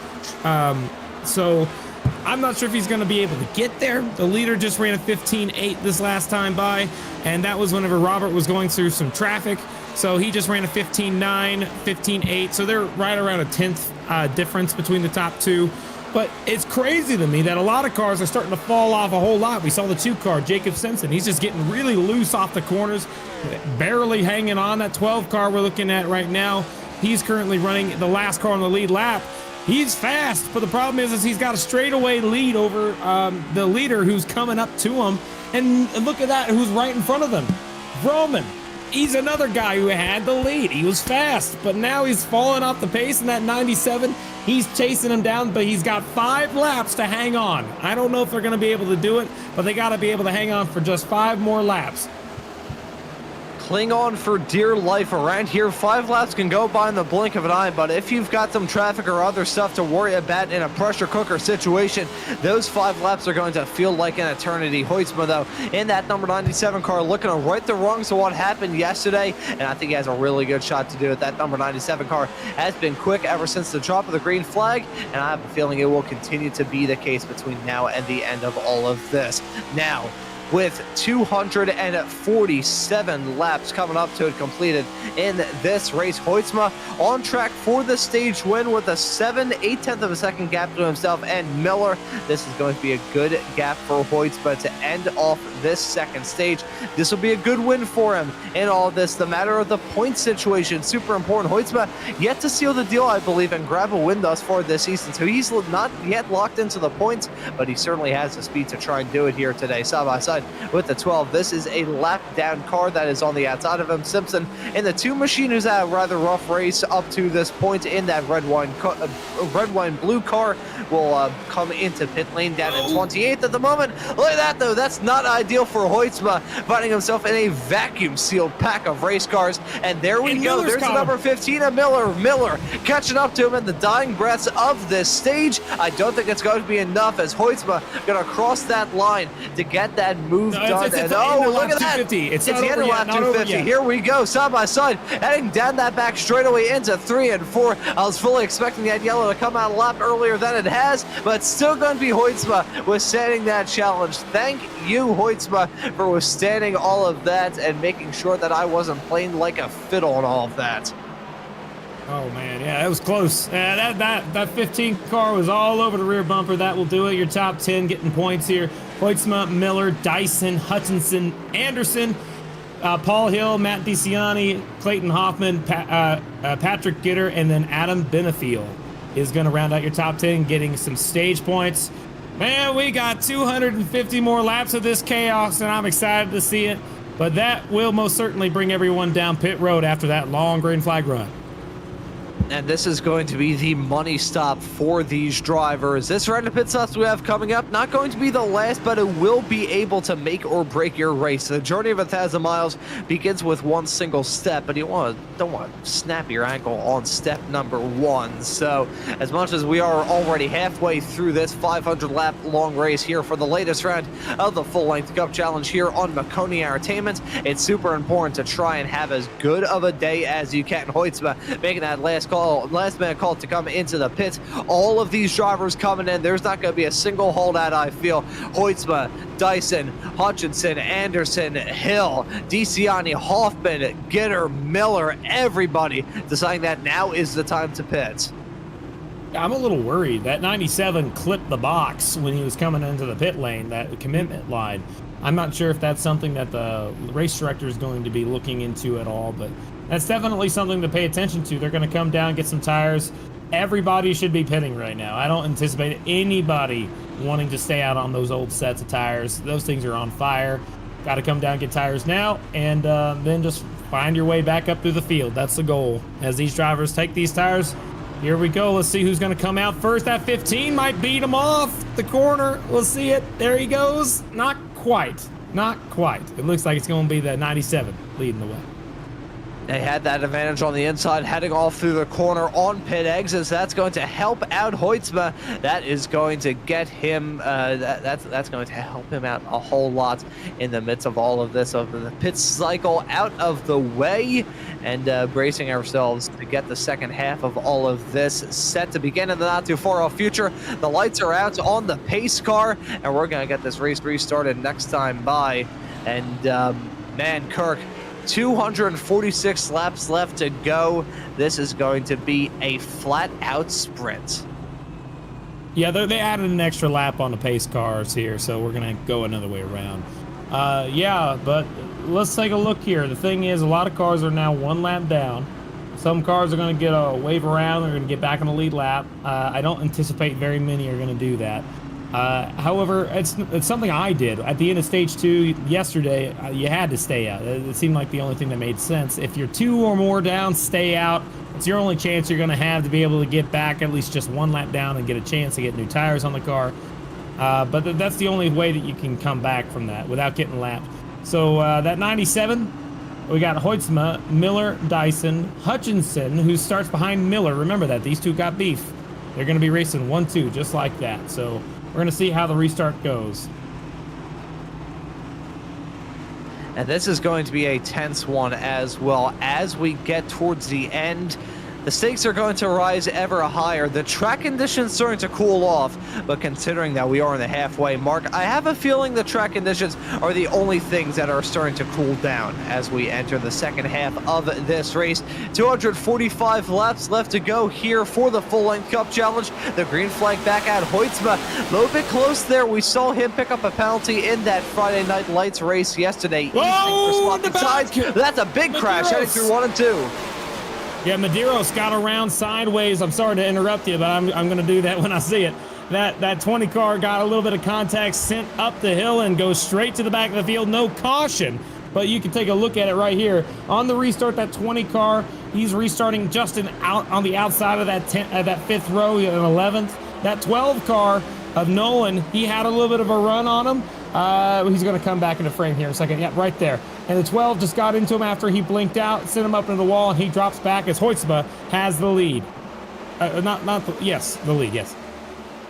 Yeah, Hoytsma still up at the front of the field. You can see the 20 still running around this racetrack, which is a miracle upon science.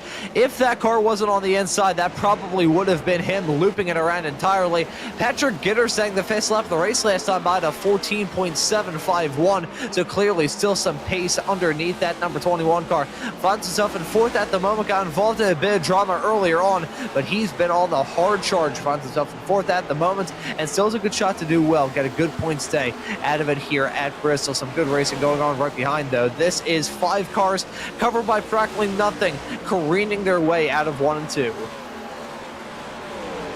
Yeah, I mean, I do got to mention here, Lucas Hoytsma, out of all the cars that have not won a race yet this year, he currently has the point. He would have the points lead if all those cars weren't existing right now. But out of all the cars that haven't won, he has the most points. And if he's able to win today, that puts him in. Then it's Matt DeCiani taking over that spot. We're looking at him right now in that 4 car in the middle of that hot mess. That 5 car now, you see that's Bobby Anderson, owner of the league, trying to make that bottom work. It ain't going to really work really well. You get a lot better runs on the top. Early in the run, though, you got to remember, we saw earlier that those cars that really went off and like burnt their stuff up ended up dropping back a handful of laps later. So I don't think now is the time to be pushing. I think now is the time to be able to try and save some tire. But throughout the whole field, that 97's got a great lead over the 15 of Robert Miller, who's got a huge gap back to third. And then that Hornet's Nest, that 4 car, 3 wide, go around goes the 76 of Heitman. Contact, he's in the wall, collecting Kulmacheski. They hang on to it, no caution. Yeah, no caution yet, but with that stack up, it can lead to another collision that may bring out the yellow. Let's take a look at a replay. This was just another classic Bristol case of drivers converging on each other, coming out of the exit of one of the corners around here. We've seen it get put on full display over the years, both in the sim and in real life. We've seen it thus far in this race, and we saw it yet again there. The 4, the 76, and the 41 fighting for the same piece of real estate out there, and just not enough room here at the last great Coliseum to make it all work. It's the old country saying this town ain't big enough for the 2 of us. That corner exit is not big enough for the 3 of them. That puts a few more cars a lap down, and only the top 13 cars are on the lead lap, and they are as follows. Lucas Hoytsma in the lead. He's got a little bit of a lead over Robert Miller, who's got a big gap back to Ralph Hutchinson, who's got a small gap to Patrick Gitter, who's battling with Matt DeCiani, Paul Hill, Bobby Anderson, Adam Benefil, Nolan Hodgson, Andrew Dyson rounds out your top 10, with 11th being Devin Medeiros, Nicholas Roman running in 12th, and 13th, Billy Brickley. Staying on the lead lap is key, and these 13 folks certainly have done it, and now they just got to be able to try their best to stay out as long as they can and hang on to the car, as we had a car go really low on the front straightaway. I think they saved it, but almost spun out in that big pack there.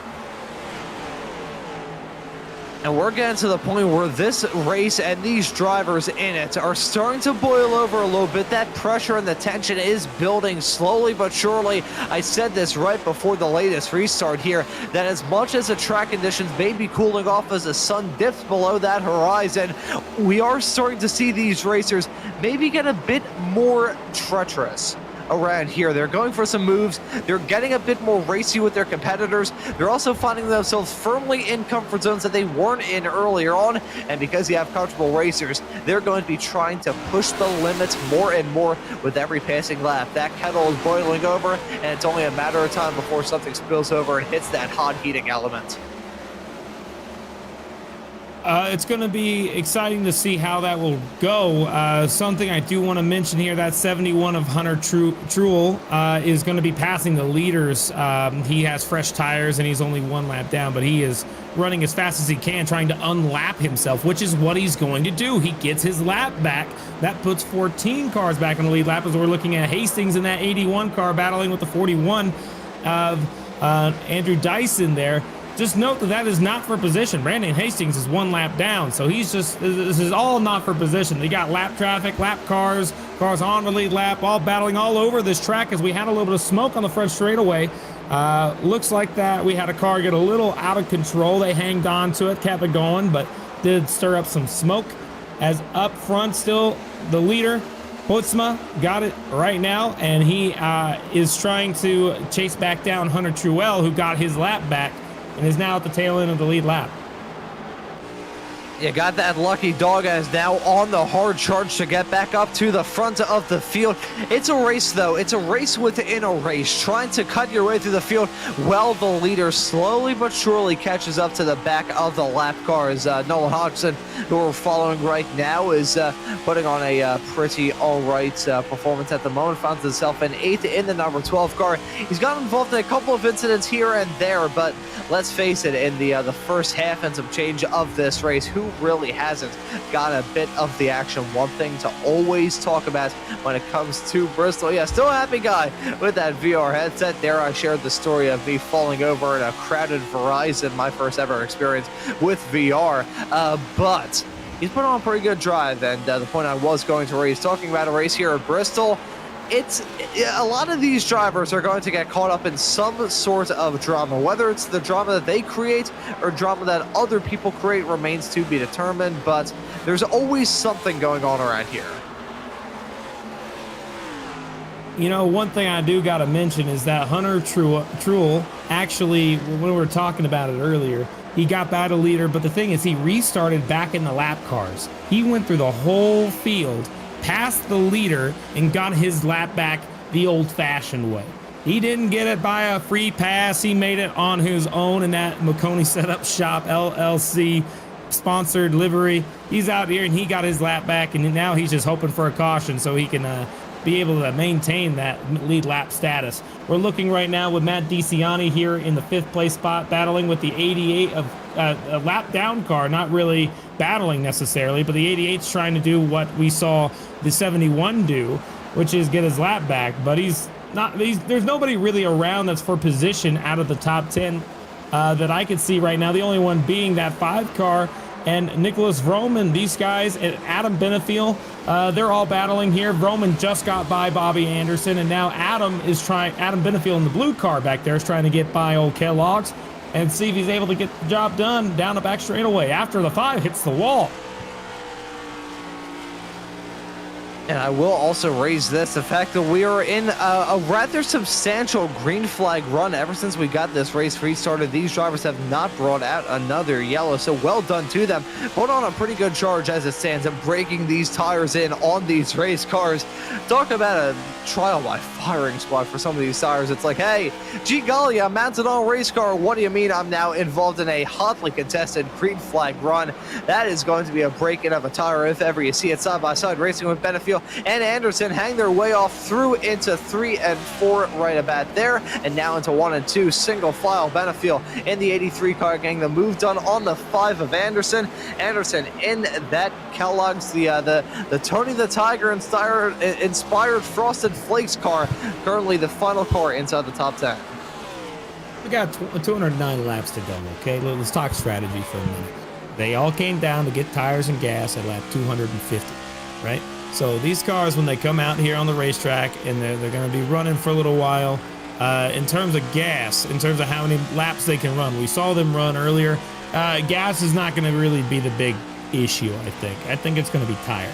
So in terms of what we saw on tires, about 90, maybe 100 would be like pushing it where you're really burning those things down to the ground.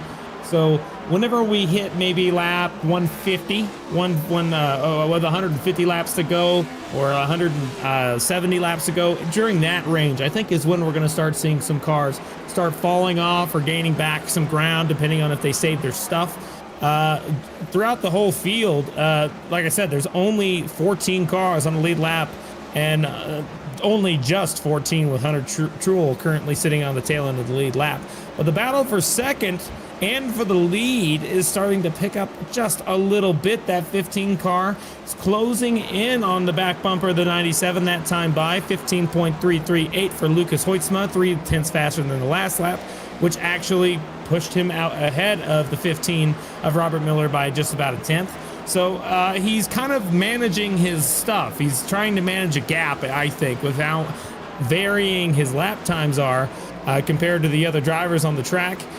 He's able to push. So I think that 97 has a little something in the tank.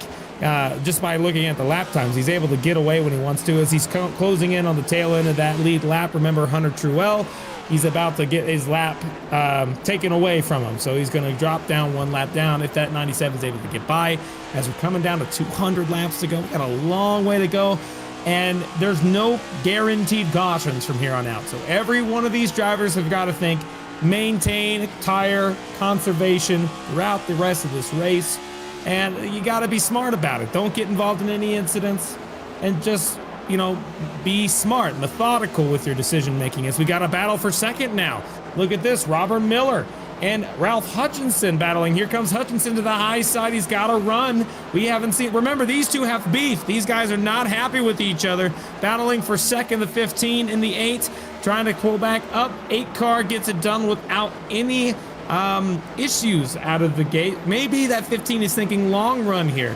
I know I got to save my stuff. That 8 car is not saving his stuff. He is burning it up, trying to chase down the 97, and he has gained a lot of time on the back bumper of that 97, who just ran a 15.5, as Ralph ran a 15.4, so about a tenth faster a lap. Yeah, so there is definitely a pace disparity between these two drivers running P1 and P2. I wonder, though, to the point that you raised a couple of minutes ago, Kirk, talking about the number 97 car of Hoytsma, if he has something up his sleeve, is he just taking it a little bit easy, trying to save up his stuff at this stage of the race and kind of wait for the end of it to start to force the issue? I think that may be what he's doing. That number 97 car has been comfortable ever since the drop of the green flag. He hasn't led every single lap, but pretty much as long as this race has been going on, the number 97 has been in that discussion for running up towards the front of the field, if not at the very front of it. Hoytsma is quick. However, he has got a pressure cooker of a situation, having to deal with traffic, and also the number 8 car of Hutchinson, my apologies, hounding the back of him. Yeah, they just caught the tail end of the field. A lot of cars lap down here. They're going to have to make their way through it. There's not a huge pack necessarily anywhere on the racetrack that I could see. Everybody's pretty much spread out right now, but that is subject to change, as it looks like we had a slight change in position. We had Patrick Gitter get by Nolan Hodgson, or Nolan Hodgson's trying to look on the bottom here, trying to get by Gitter. But that's back here in the back part of the field. These leaders are still separated by a few seconds each part, but you're not going to see too much, I guess, groups battling quite yet. We got DeCiani catching the back bumper of Robert Miller after having a hard time trying to pass a couple lap cars. But the top two are narrowing the gap even more every single lap. And what they want to avoid is catching a pack, like a bunch of lap cars that are trying to get by each other, maybe one car slow, whatever it may be. Oh, contact with Hutchinson in the 60 at Jedi Taylor. Slight contact, and he's able to hang on to the car. But that's what's so treacherous about trying to pass lap cars at Bristol. It's just so difficult, and yet it's something that they seem to have to do. It's without a thought. When you're driving, you don't think about it. You just know there's a car in front of you, gotta pass it. But in reality, when you're watching it as a third-person observer, you're like, how on earth is he able to make the decision to get by these guys? It's just something that's really crazy to watch. And it looks like these two have about another maybe 10 or 15 laps before they catch the first real big grouping that is currently entering turn 3 right now. This is far from the first time I've raised this in a broadcast that I have done, but in a track like this with cars like this, you see the game of what I like to call lap traffic chicken play a role in it all. One driver, let's take these front two for instance. Let's say in terms of getting some moves done, Hoytsma goes for a rather aggressive move on a lap down car. Probably not, it's a low percentage move, but he makes it stick and he gains a boatload of time between himself and Hutchinson. That gap builds. If you're Hutchinson in the number 8 car, seeing Hoytsma go for something like that, you're going to say, okay, I need to respond, so I'm going to up the ante a little bit, and you eventually see these drivers try and one-up each other and one-up each other. It's like a game of Jenga when you start to pull more and more risky bricks out of the tower before eventually one snagged brick causes a whole tower to come down and crash down. Here at Bristol, where you've got lap cars running either on the top, the bottom, the middle, anywhere, you are going to see these drivers go for last-second moves that they're probably going to look back on the weekend and think, my God, did I really go for that? What was I thinking in the heat of the moment? Even if it works, some of these drivers are going to think, what in the hell was I thinking going for that dive? We're going to be seeing that a lot between now and the checkered flag. We're getting to the stage of the race where the pressure is ramped up and these competitors are really starting to realize that a tenth of a second lost is going to be a big game changer at this stage. Yeah, something to mention, we just had another car go lap down. That was Billy Brickley. He was sitting in 13th, currently now just one lap down. He's the first car lap down, as the top 3 all make it by them with relative ease. The next car that is currently in line to be lapped is going to be Andrew Dyson in the 41 car. He's about 10 seconds back from the leaders. He's about halfway down the back straightaway as the leaders are exiting turn number right on the front straightaway into turn 1. So it's a short distance, about 5 seconds gap there between the leaders and maybe Dyson. But they got a little bit of ground to go before another car gets lapped from the lead lap. But Devin Medeiros and Andrew Dyson are the two that are battling for that spot back there in 11th. Throughout the field, I don't see too much battling elsewhere between spots. It seems like that everybody has found their own little gaps that they like to run in. Adam Benefiel, however, has started to make a move towards the front. He is currently sitting in the 9th place spot, but he's all over the rear bumper of Roman and Hodson right in front of him. And it's got a little bit while longer to go, and I don't know if he's going to be able to catch him necessarily, but Roman's trying to show some speed to the back bumper of the 12 as well. This is the closest battle within the top 10.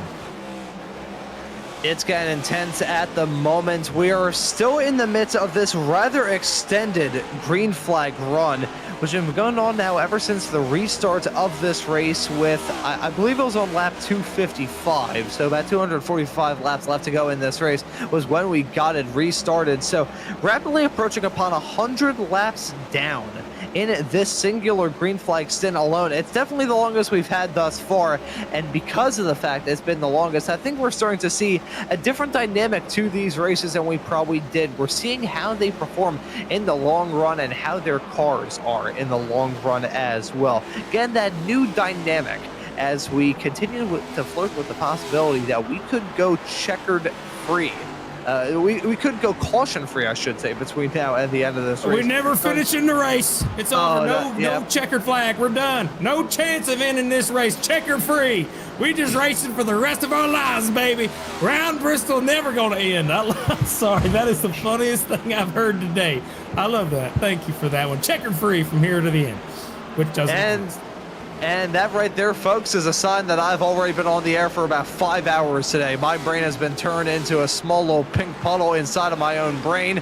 That's kidding. The brain cells that I had left were also the ones that thought it was a good idea for me to eat grass and paper clips as a kid. So I think I'm going to leave it be. And when I say paper clip, I'm not talking about Martinsville. Some close quarters racing going on involving the number 95 and the 1, adding their way off through the Titan Twisties. That is actually a battle with the other lap down car. The 1 already a lap down. Roman Nick Vroom Vroom Vroom, as we've called him ever since the drop of the green flag in this broadcast. Hopefully that nickname sticks. I think it's a pretty good one. We made it with all the respect in the world. That driver is fast with a very flashy paint scheme, running in 8th at the present moment. Still involved in a really intense battle with himself, Hodgson, and Benefield.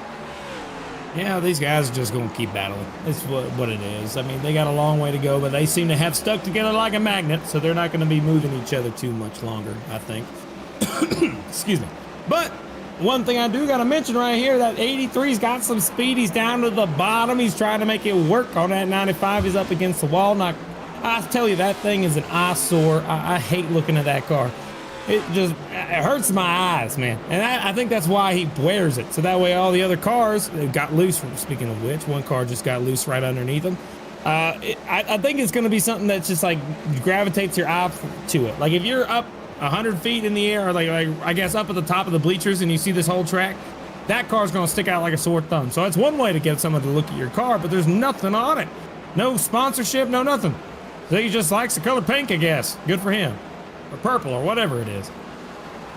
I think it's a mix of both, potentially. I didn't pay attention too much in art class to really know exactly what that color is on the number 95. I will say it's sticking out a lot on the screen that we have right now. That is not purple. Okay, so I guess that's I guess that is pink. Technically, it's whatever color it is. It's shining in the light here at Bristol with the shadows growing as this race continues to move ever closer to darkness.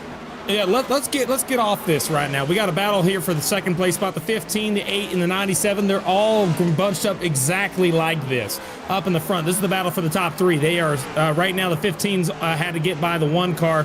They're all around each other right now. This is a really close battle. You can see the 8 car and the 15. They're all right there trying to get by each other. They have bunched up. And now I think that 97 is starting to feel the pain of being able to pull out to a large gap and then not saving your stuff. But the 15 looks like he saved his stuff, so he's on the back bumper of the 8 car of Hutchinson as well. So this battle between these guys is starting to heat up. Battle for second here. He goes to the bottom trying to make it work, and 97 loves this. He's able to get away a little further. I don't know how much longer it's going to last, but that 15 and the 8, remember, they have a history. They don't like each other. They do not like each other whatsoever. Yeah, so a little bit of beef forming between those two racers. That was a big stack up. Yeah, huge moment involving the 70. That's heading down that start finish straight away. We've talked about how long of a green flag run we're currently in the midst of, but a small little moment like that, a couple more, could result in that green flag run coming to an immediate conclusion. Let's see it. The 70 heading its way off through. That's into 1 and hang down the back straight away.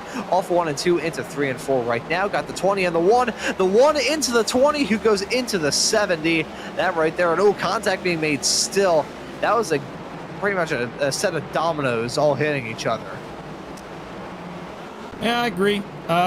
Definitely, for sure, that 70 car is going to have a little bit of damage off that, but we want to pay attention as much as we can to the front part of this field. That 15 car just got around the 8, and the 8 car is dropped back a little bit after making a pass. Problem with that is that now he's trying to chase down that 97 car, and I think he's going to be able to do it here rather soon. Oh, and you can see those two having a little bit of a run of bumper cars heading their way off through 1 and 2 a couple of moments ago. The tension building between Hoytsma and Miller. Lap track involved in all this. This is not helping out Hoytsma cause one bit. Miller in the 15 now going to be within striking distance. This is going to be some fun.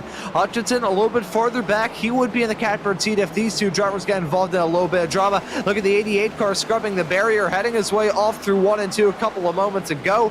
Continuing to deal with the difficulties in that race car. But I think Hoytsma may have shaken off the challenge from Miller like a bad case of the fleas, as that gap has now grown back out yet again. Right, as I say that though, Miller going for the dive into 1 and 2.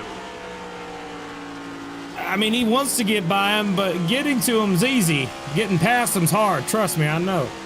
What I can tell you is the top 5, these guys are all spread out now, but the top 2 are still stuck together like glue. And one problem I'm seeing here is coming soon is we're going to have green flag pit stops here very shortly. Remember I said right around lap 150 is right around whenever we'd start seeing it. Mesnard's on pit lane. He just got done with his stop. but he was a lap down, so he might be a first of some of the lappers to come down. But you got to remember, pitting is going to happen shortly. We're going to see it happen very soon. One thing I did want to mention is that we're going to have some tire issues to start to come out now. So if you didn't save your stuff, you didn't take care of what you had, you're going to get lapped. Devin Medeiros just got lapped. He's back in 11th now. We also have the last car on the lead lap now is Bobby Anderson, who's currently 9 seconds behind the leader.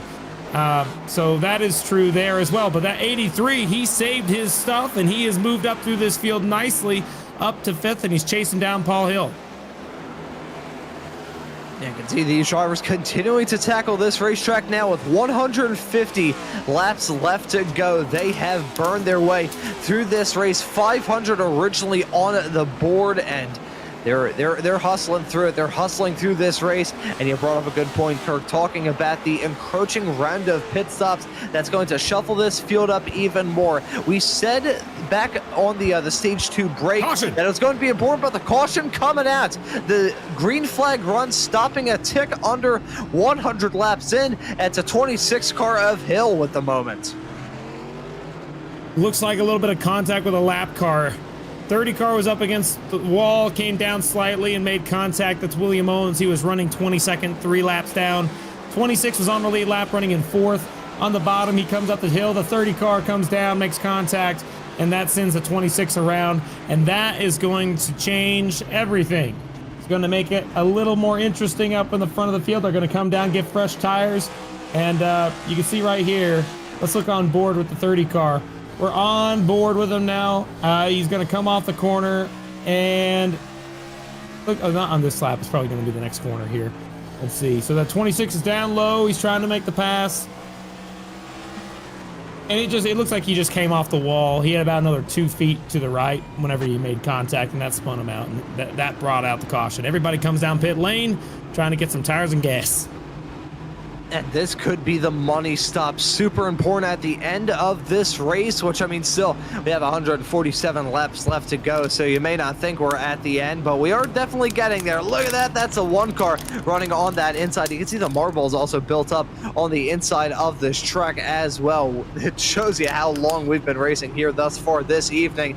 About a tick under 2 hours into this broadcast right now, and hopefully all of you tuning into this broadcast tonight of the Full Length Cup Challenge here on Maconi Entertainment have enjoyed the racing action thus far, and if you have, how about to hit that like button and subscribe. We're only 1 away here on Maconi Entertainment from breaking 800 subscribers, so that'd be pretty dang cool to hit during this broadcast, as I think we just actually hit it right there according to our producer, Mr. DJ Lion, in the production truck. So hey, thank you to all of you for 800 subscribers here on Maconi Entertainment. Perfect timing for me to mention all of that, and perfect timing for Hoistman to come out of the pits with a rather comfortable lead in the 97. I'm excited to see how they're going to end up lining up here for this restart, but we got a long way to go, 146 laps to go. I don't think that we've seen the last caution of the day by any means, but we saw how clean that these guys are running with each other. They're keeping their distance. I don't think it's going to last that way for long, but I don't anticipate the ramp. We're going to go to commercial here for a minute, so we'll be right back with the Full Length Cup Challenge when we come back from this break. When you want to be the best, you can't settle for the rest. For anything on iRacing, there's just one name you need: Maconi. With the launch of Maconi Entertainment and Maconi Competizone alongside Maconi Setup Shop, we now provide the best of the best in setups, paint schemes, coaching, broadcasting, and event organization. With cars across all 4 license classes, we have what you need to hit the track with confidence. Grab a subscription and save money while going fast at MaconiSetupShop.com/subscriptions. And remember, at Maconi Setup Shop, there are setups, but your victories.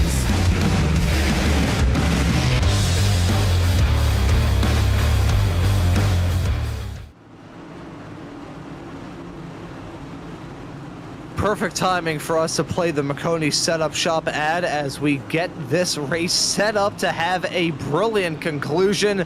That was about as slick as 80 grit sandpaper. 144 laps left to go in this race, and that pace car coming back down pit lane. Lucas Hoistman being your race leader. Miller on the inside line. Hoistman got off to a flyer on the outside. That number 97 car gonna jump his way back up to the front. Kirk, we've talked a lot throughout this broadcast about how Hoytsma was snubbed of a victory one night ago, crossed the line in the Friday Night Lights Xfinity Series race one evening ago here at the front, but picked up a penalty, and as a result of that, did not walk away with the checkered flag. Here in the full-length Cup Challenge, though, he's been fast ever since the drop of the green flag through to this point in the race we find ourselves in right now. That number 97 car may be a solid shot maybe a solid shot to see who's going to win it. Domination. That's the word. He's been leading this race all day. He's been doing a great job. Other cars may have had, the lead for a short period of time, but he's really dominated. One car that's currently falling back, we're looking at him right now in that 83 car. For Team Connie, Sim Performance, the 83 car is falling back slightly every lap, but I think it's strategic because I know he's a fast guy and he's got a lot of speed, but I think this is a strategic action, hoping that the car, if the race continues to stay green, that driver will be able to catch all these guys back on the long run. He's saying, "Go ahead, I'll catch you later. I'll see you whenever whenever you guys' tires burn up. I'll catch you later." And so that's what he's doing. He's running the bottom. That's the tire saving line. It's not the fastest line necessarily, but it's definitely going to save tires. And once you get to a position that you're comfortable in, you're able to gain back that time. As we got a new fast lap, Thomas Kulmacheski in that 88 car. He is sitting right now 2 laps down, but he is trying to get his lap back the hard way, it looks like, trying to make the top line work. I don't think he's going to be able to do it.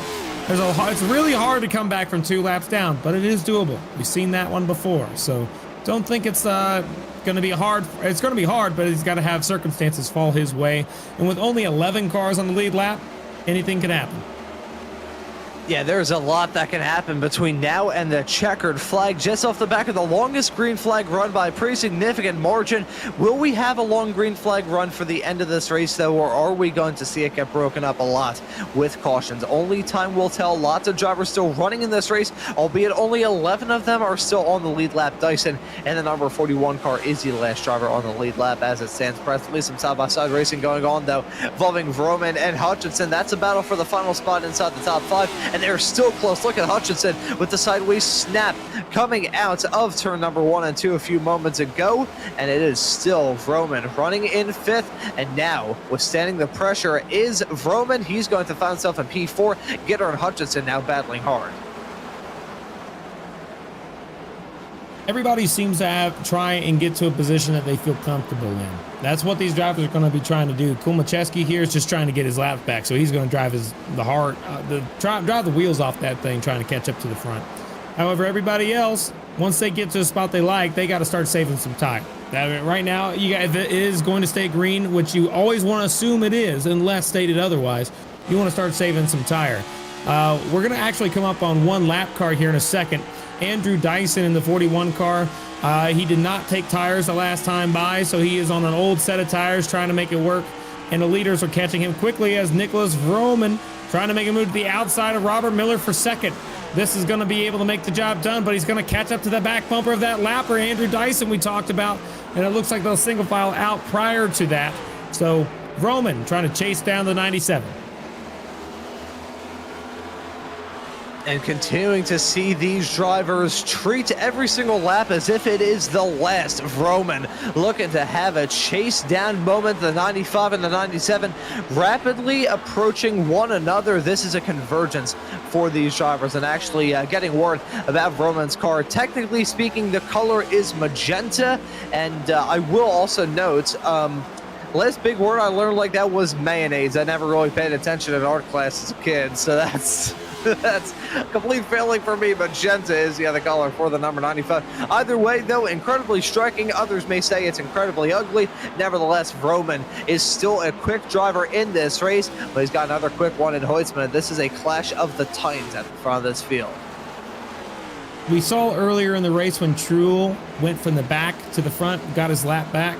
That's what the 88's trying to do, but also Vroman going for the lead to the outside. This is going to be a 3-car battle for multiple reasons. Top 2 are for the lead. The 3rd car is just trying to get a lap back the hard way. So we'll see how long that lasts. I don't know if they know. I mean, they have to know that he's a lap car, but I mean, if I was running this race, I'd focus on me. So I don't think I'd care too much. Battle for the lead side by side. Remember, Vroman has already won this year. He won just a handful of weeks ago, but Hoytsma has not. So he's trying to get his first win of the year as Roman's trying to get his second. You know the best way I could describe this battle that we've got going on involving Hoytsma and Vroman with that lapped car right in tow? It's like doing a broadcast and having a bird just randomly fly into the window in the broadcast booth and startle the crap out of us commentators. I think that's happened to someone I worked with in the past before. Certainly won't rule out happening to me someday, but it's Vroman now at the front. Hoytsma losing out in all of that, so that's going to be a spot lost down into P2. Hoytsma, now he's going to have some stuff to worry about. I wonder how that car is going to handle the dirty air. We talked about that earlier on, how having that track position was super vital, and now Hoytsma doesn't hold on to it anymore. How is he going to do in the next, let's just say 20 laps before he hit the 100 to go barrier? He's going to try to come back. I think he's saving his stuff. So we're going to see that 97 come back. It won't be for long. Roman's out there. He might scoot out to a little bit of a lead here. He burned his stuff up pretty good the last handful of laps. So pulled him up to the front. But we also saw that 88 at Kulmacheski. He got one of his laps back. So this is his chance. He's going to have to hope for a caution, and he wants one now. However, Hoytsma does not want a caution right now. He wants to be able to have this run long, let Roman burn his stuff up and drop back so he can have his lead back. But we got a battle here for the fourth place spot. DeCiani and Miller. Miller dropped back a couple spots here. So DeCiani's trying to make a move on that 15 car, who's running the very top, trying to hang on to his track position. Got a long way to go. And something about Bristol I find interesting is that if you know you're fading, there's always a card that you have up your sleeve that you can do to try and maintain, which is jump up to the top if you haven't already been running the top. One moment you get to the top, I say it's like a reserve amount of laps that you have that you can run at a maintaining pace with everybody around you before you start falling off a lot. So you kind of want to use that sparingly up in the top.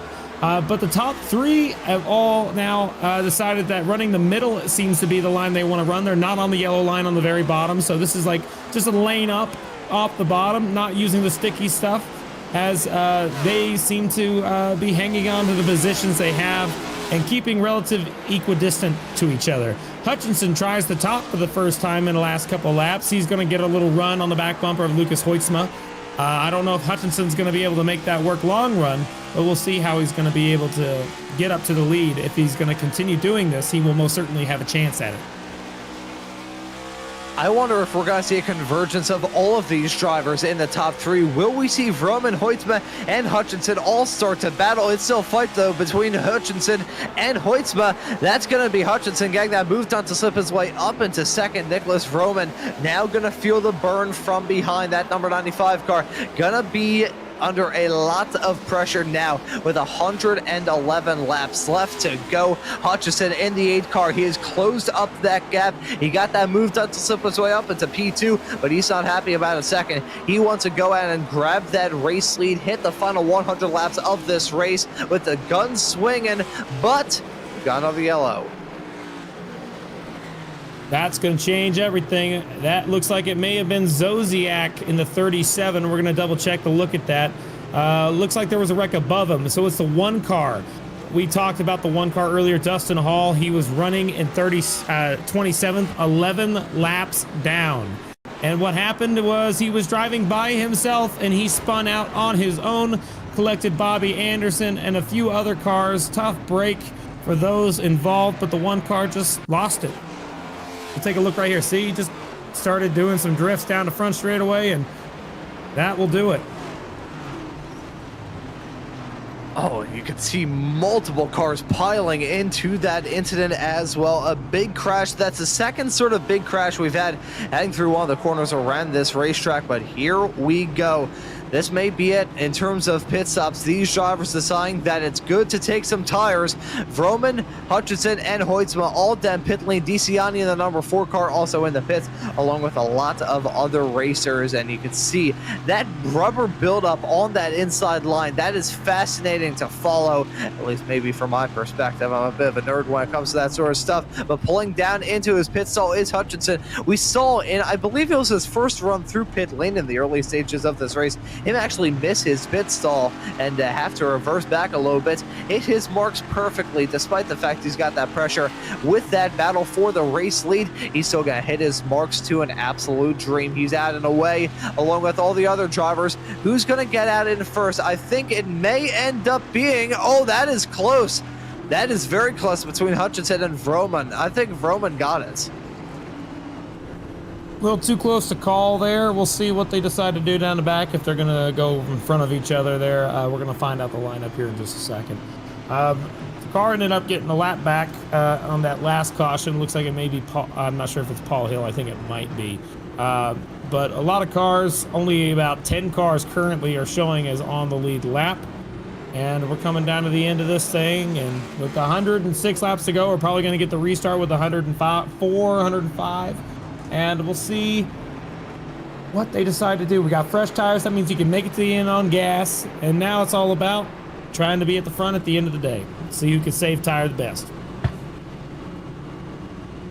Yeah, who will have the rubber to the road at the end of this race? Who's going to be able to manage their stuff? A race like this, it is a management game. It's like trying to juggle chainsaws, really, is the best way I can describe it. You're having to deal with the matter of traffic, having to deal with your competitors. There is so much that these drivers have to think of on a lap-by-lap basis that you don't really have any time to settle back down, relax, crack open a can of whatever beverages you have, and then just try and have some fun. No, these racers, they are having to deal with the ringer. Lots of different stuff that these drivers have to think about, from the drop of the green flag all the way through to the fall of the checkered. And with 105 laps left to go, this is going to be intense. 395 laps already done in this 500 lap long event. Delighted to have all of you here on Maconi Entertainment this evening. It has been a brilliant race up to this point, but we still have over 100 laps left to go. Is this a final restart? Is it far from the last restart? Let's just wait and see. Vroman guns it early. He's getting off to a flyer of a restart. Hoytsma on that inside line, gonna maybe try and get moved on a Hutchinson to slip his way up into second, side by side, heading their way off into the corner, but big wall contact from Hutchinson. That 8 car got into the wall. A few cars stack up behind. That's Robert Miller, got into the rear bumper there. Huge checkup out of these guys as Vroman has scooted away with the lead, but we still have a long way to go. So pushing the whole time is not going to be to a benefit of a driver right now. I think being able to stay close is going to be a benefit, but don't burn your stuff up trying to pass. And if they especially are just trying to get away, I don't know, man. We're running fastest laps right now. Lucas Hoytsman just ran the fastest lap of the race, 14.692. I don't think anybody's saving. I think they're actually just trying to get the lead and lead every lap of this thing. The problem that I think is going to be prevalent at the end of this race, as more fastest laps being set, kind of proves the point that I was going to raise. As this track starts to cool off, it's going to become a lot less greasy than it was at the drop of the green flag. What was it, 109 degrees Fahrenheit on that formation lap right before we grabbed the green in this race? That is boiling hot for these tires. We're starting to get to the point as the shadows grow longer and the clouds start to loom over this track. Won't have to worry about any dihydrogen monoxide showers, so won't have to worry about rain at all. I think we are probably good to go here for the rest of this race, but we are starting to see this track continue to cool off and these track conditions become a bit less hospitable and a bit more habitable for these cars and these racers. Take a look at the 88 right now, that 88 car, Thomas Kulmacheski. He got his lap back last time the hard way, passing everybody, got to the lead. Caution came out. He had one of his laps back. He's doing the same thing again. Fresh tires. He's trying to get it back the hard way. He's using the top. He is gaining ground. He's up to the second place car now, and he's got to be able to pass him and Vroman to be able to get his lap back, to get him on the lead lap and back in this race. And goodness gracious, let me tell you right now, if he gets that lead lap back, better look out up front. That's all I can tell you. He is on a mission. He is fast, trying to get 2 laps down back like we saw yesterday. I am excited to see if he's going to be able to do it. He got his lap back. Now he needs a caution. And he needs it now. Battle for the lead. 97 looking to the bottom, trying to get to the side of Vroman after letting the 88 buy that through off the line. Gave 97 a chance to be able to get by. and I am excited to see if he's able to get it done on the top. Here he goes. He gets in the wall slightly, brings up a little bit of dust, still hanging onto the car. Man, it's awesome. Love it when they're racing like this. Hopefully he's able to make a move and use that little chrome horn to get by him. What we're seeing from Hoytsma in this race, ever since the drop of the green flag through to where we are right now with 93 laps until we grab that checkered, we are seeing a man on a mission. He wants to right the wrongs from last night. He wants to bring that number 97 car into victory lane here at Bristol, and just based off the speed he has and the tenacity that I am seeing behind the wheel of that number 97 car, I think he has a good shot to get it done. If he's in the spot, I think he is going to take full advantage of the opportunity that he has here tonight. Vroman, he's quick, don't get me wrong, and Hutchinson is a good driver we need to keep eyes on as well in the number 8 machine, but I think Hoytsma is going to be the one that all of these drivers will look to try and chase. Now 90 laps left to go. One thing that's going to be a deciding factor here is going to be whether or not they decide to play nice. They want to win races, obviously, but do they want to race clean? That's the question. You know, it depends on how much respect you have for the drivers you're racing against you and how much you really want it. So the question that I always pose to drivers in these situations is, how much do you want it? What are you willing to do to be able to win a race? And the only way that you're going to be able to find out is put yourself in exactly what Hoytsma's position is. Second place, at 80 to go. What do you do? What do you do to be able to win this thing? How are you going to be able to get by them? As it looks like these guys, by the way, to put this out here on the air, you can't see it from this angle, but they are catching up with some lap traffic. We're going to see them catch them very shortly. You can see them out in front of the windshield of Hoytsma there. They are going to get there, and when they do, that's going to bring up some opportunities for Hoytsma to make some moves on Vroman. Vroman's just got to hope that they play nicely, let them get the line that they want, and get by these guys quickly. But one thing you can see is that they're still running that lane up. They're not running the top, they're not running the bottom, they're running kind of like a lane up and then arcing it down on the exit of the corner. So it's kind of a unique line for Bristol. It's not something that you'd see too often. You kind of want to stay into sticky stuff, but they're deciding to run a lane up higher, and it seems to be working for them. Might be something that might be saving their tires slightly as well. One thing that I have noticed thus far in this race is these drivers not very sure where to position their car heading off through the corners. Could be the challenging track conditions with a very greasy surface and very hot track temperatures. Seeing a lot of drivers run what I would probably call the elephant rhinoceros line heading through here, the hell if I know maneuver. What? I've never heard of that one before. I guess is that when you enter wide and then arc it down to the bottom? Oh no, that's just when you basically run a completely different line every single lap. Usually what I do whenever I'm running on ovals, because I'm not a very good driver. Oh, well, all right. I understand. I get you. It's okay. You know, the thing is, one lane's going to heat up. Yeah, exactly. Our producer just sent us a lovely meme that encapsulates how I feel about the situation. But I will tell you, yeah, that's for sure. Can't say that there, that's for sure.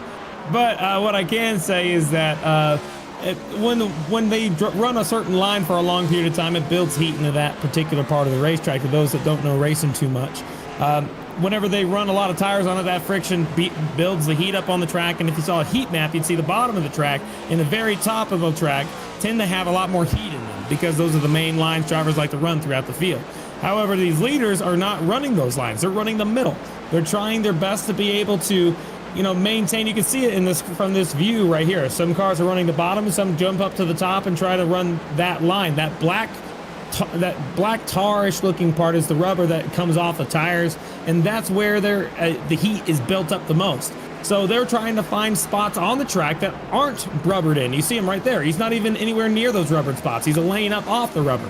So that's how he's able to keep the tires a little cooler, because they're running in that spot to avoid getting too much heat on the tires. And they only go into that section to get a better angle for their exit of the corner.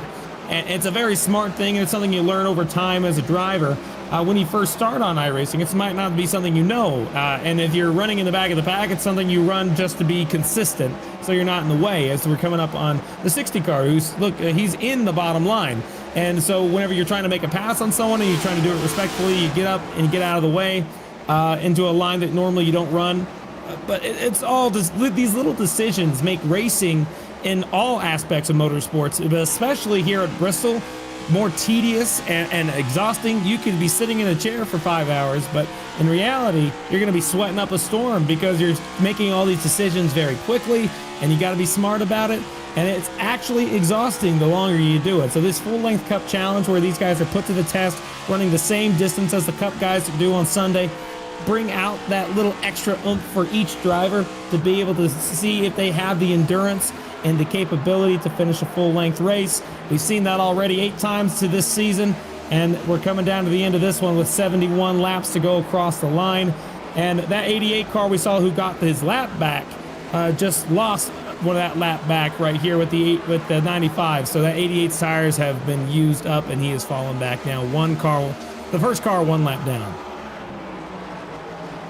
And as we are seeing this race continue to approach the end, 70 laps of racing action left to go in about 15 seconds. We may very well be looking at the final 15-ish minutes of this race starting in the not too far off future. Knowing my luck, though, we're probably going to have about 15 cautions between now and the fall of the checkered flag. 69 laps left to go now. Nice. Vroman still in the race lead. Hoytsma slotted in P2, Hutchinson, Miller, and DeCiani running at the top 5 as it stands at the present moment. The front two of Vroman and Hoytsma really breaking away. About a quarter of a second between those two races in P1 and P2, and then going from Hoytsma back to Hutchinson, it's about a 1.5 second gap. So that has ballooned out a lot between 2 and 3 as a front two covered by practically nothing, continuing to deal with these lap cars. Battle for the lead. It's going to heat up that lap car, made it a little harder. That's Cameron Stone trying to make it harder for Vroman to get by. He's staying on the top, and he's pushing hard. That's going to give Lucas Hoytsma a chance here. He's definitely got up to the back bumper. He's going to have a run down the back. 57's out of the picture. Not quite enough. Not going to work out this time. I don't know exactly. Oh, caution. They've got a car spun out. No caution yet, but that smoke happened, and he must have disconnected or at least got out of the car quickly to avoid bringing out a caution. We're going to have to look at that as the leaders still battle for the top spot. Yeah, getting away with one. There may have been some weird cloud formation or a driver actually having an off-track excursion. Either way, though, not going to be an ideal way to ring in the final 100 laps of this race. Going backwards is not the right strategy around here. Even me with my not too terribly expansive knowledge of NASCAR racing can tell you that with the utmost confidence. It's been a brilliant race. It's been an old school Bristol race here. These drivers attempting to tackle this racetrack as best as they possibly can, taking many different lines to try and get it done. Hunter Truex coming down the pits in the number 71 car. He may have potentially been the one that had that off-track excursion. It looks like it was actually Ben Tracy in the 33 car. He was running 17th about 2 laps down, and he got loose off the corner, and then he held on to the car, didn't hit the wall, but he did definitely go for a slide that put up a little bit of a smoke screen.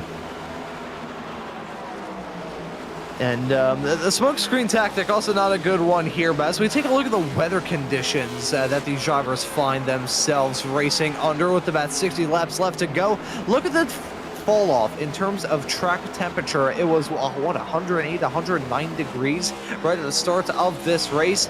Now very far afterwards, 440 laps down since then. 98 Fahrenheit is our current track temperature. Granted, that is still scorching hot, but it's nowhere near as disgustingly hot as it was one time ago. And the relative humidity also rather low around here at just 15%. So it's not like these drivers are driving through a big bowl of soup either. This track is dry and hot, and it's creating some pretty good racing action with it. We had a retirement from the race. Hunter Truex, who was up front for the beginning part of this race, has retired from the race. He has left the servos along with a few others, including Devin Medeiros has also retired from this race. Cody Warner, Dave Ward Jr., a few others have already disconnected from the server. They are out of this race at this time. Some of those might have been someone who's brought, or at least spotting for some of these guys, but Devin Medeiros and Hunter Truex most certainly are out of the race. That's going to be a kick in the shins if ever you see it for those competitors. And tough moments to have, but hey, it's racing. Things like that are going to happen. Now 55 laps left to go in this 500 lap long race. It has flown by as of recent in the midst of another long green flag run, and we find this green flag run with still not a lot between some of the drivers at the north end of the field. Roman and Hoytsma covered by practically nothing, but the gap is even less between Hoytsma and Hutchinson. As much as I thought that gap had ballooned, which in fairness it did, it has vacuum sealed back up. It's now practically nothing between these racers. Hutchinson trying to go for that move around the outside off through 1 and 2. Will it be a successful move? It will be a successful move for Hutchinson to slip his way up into P2 in the number 8 car. He's now losing his sights off Hoytsma and setting them for Vroman. Something that's exciting for this 8 car is that he's decided to kick on a switch. He turned on the jets. He's ready to go. He's going to start moving forward. It's a moment when, as a driver, when you decide, okay, it's my turn to go. I'm going to go ahead and go. And he said 60 laps to go. Guess what? That's my point to go. And he started moving his way forward. He got past after 10 laps Hoytsma, who's been really well, driving really well all race. But now that 8 car of Hutchinson trying to chase down Vroman, this is the top 3. Only 9 cars out of all of the 36 cars that have started today's race are on the lead lap. Only 9 have made it to the end without going a lap down. And so some of them have gone a lap down. They just earned it back. But Hutchinson, he has speed, and he is doing what he can to try and catch the back bumper of Vroman. He's going to be there, and I think he's going to be making a move here very shortly if he's able to get good positioning with these lappers. And yet again, the lap traffic discussion popping up in context to deciding a battle in this race. It's a close quarters track. It's one where you don't have a lot of room to go wrong, and if you do have a small little mistake, you're going to find yourself in a world of trouble. For Vroman, though, he needs to execute the final 47 laps of this race as faultlessly as he possibly can. If he has a small little trip up, Hutchinson is going to be there to pick up the pieces, but he decides that now is the time to try and force this issue, wheeling it on the inside line off through 3 and 4, not close enough to get that momentum on corner exit to pull alongside, but Hutchinson making his intentions clear. He's not willing to remain in second. He wants to get this move done and get it done now. Look at that, cutting back to the inside line, coming through 3 and 4, now side by side down that start finish straightaway, now into 1 and 2. Hutchinson in that 8 car, he has that momentum. Vroman with the sideways snap on the outside line, he is really struggling in that number 95 car. It's gone from being planted basically on rails to skidding around like a declawed cat trying to climb up an igloo, and because of this, Hutchinson within striking distance still. Yeah, he's going to have to do it a different way, because right now the way he is, he's going to have to turn down. He can get a good run when he turns down the hill like that, but once he goes down the straightaway, it seems like he just doesn't seem to get anywhere near enough grip to get a run down the back straightaway. He just gets it in here, and I think he's going to be able to turn down the hill right here down. There they go. Not going to quite make it happen there.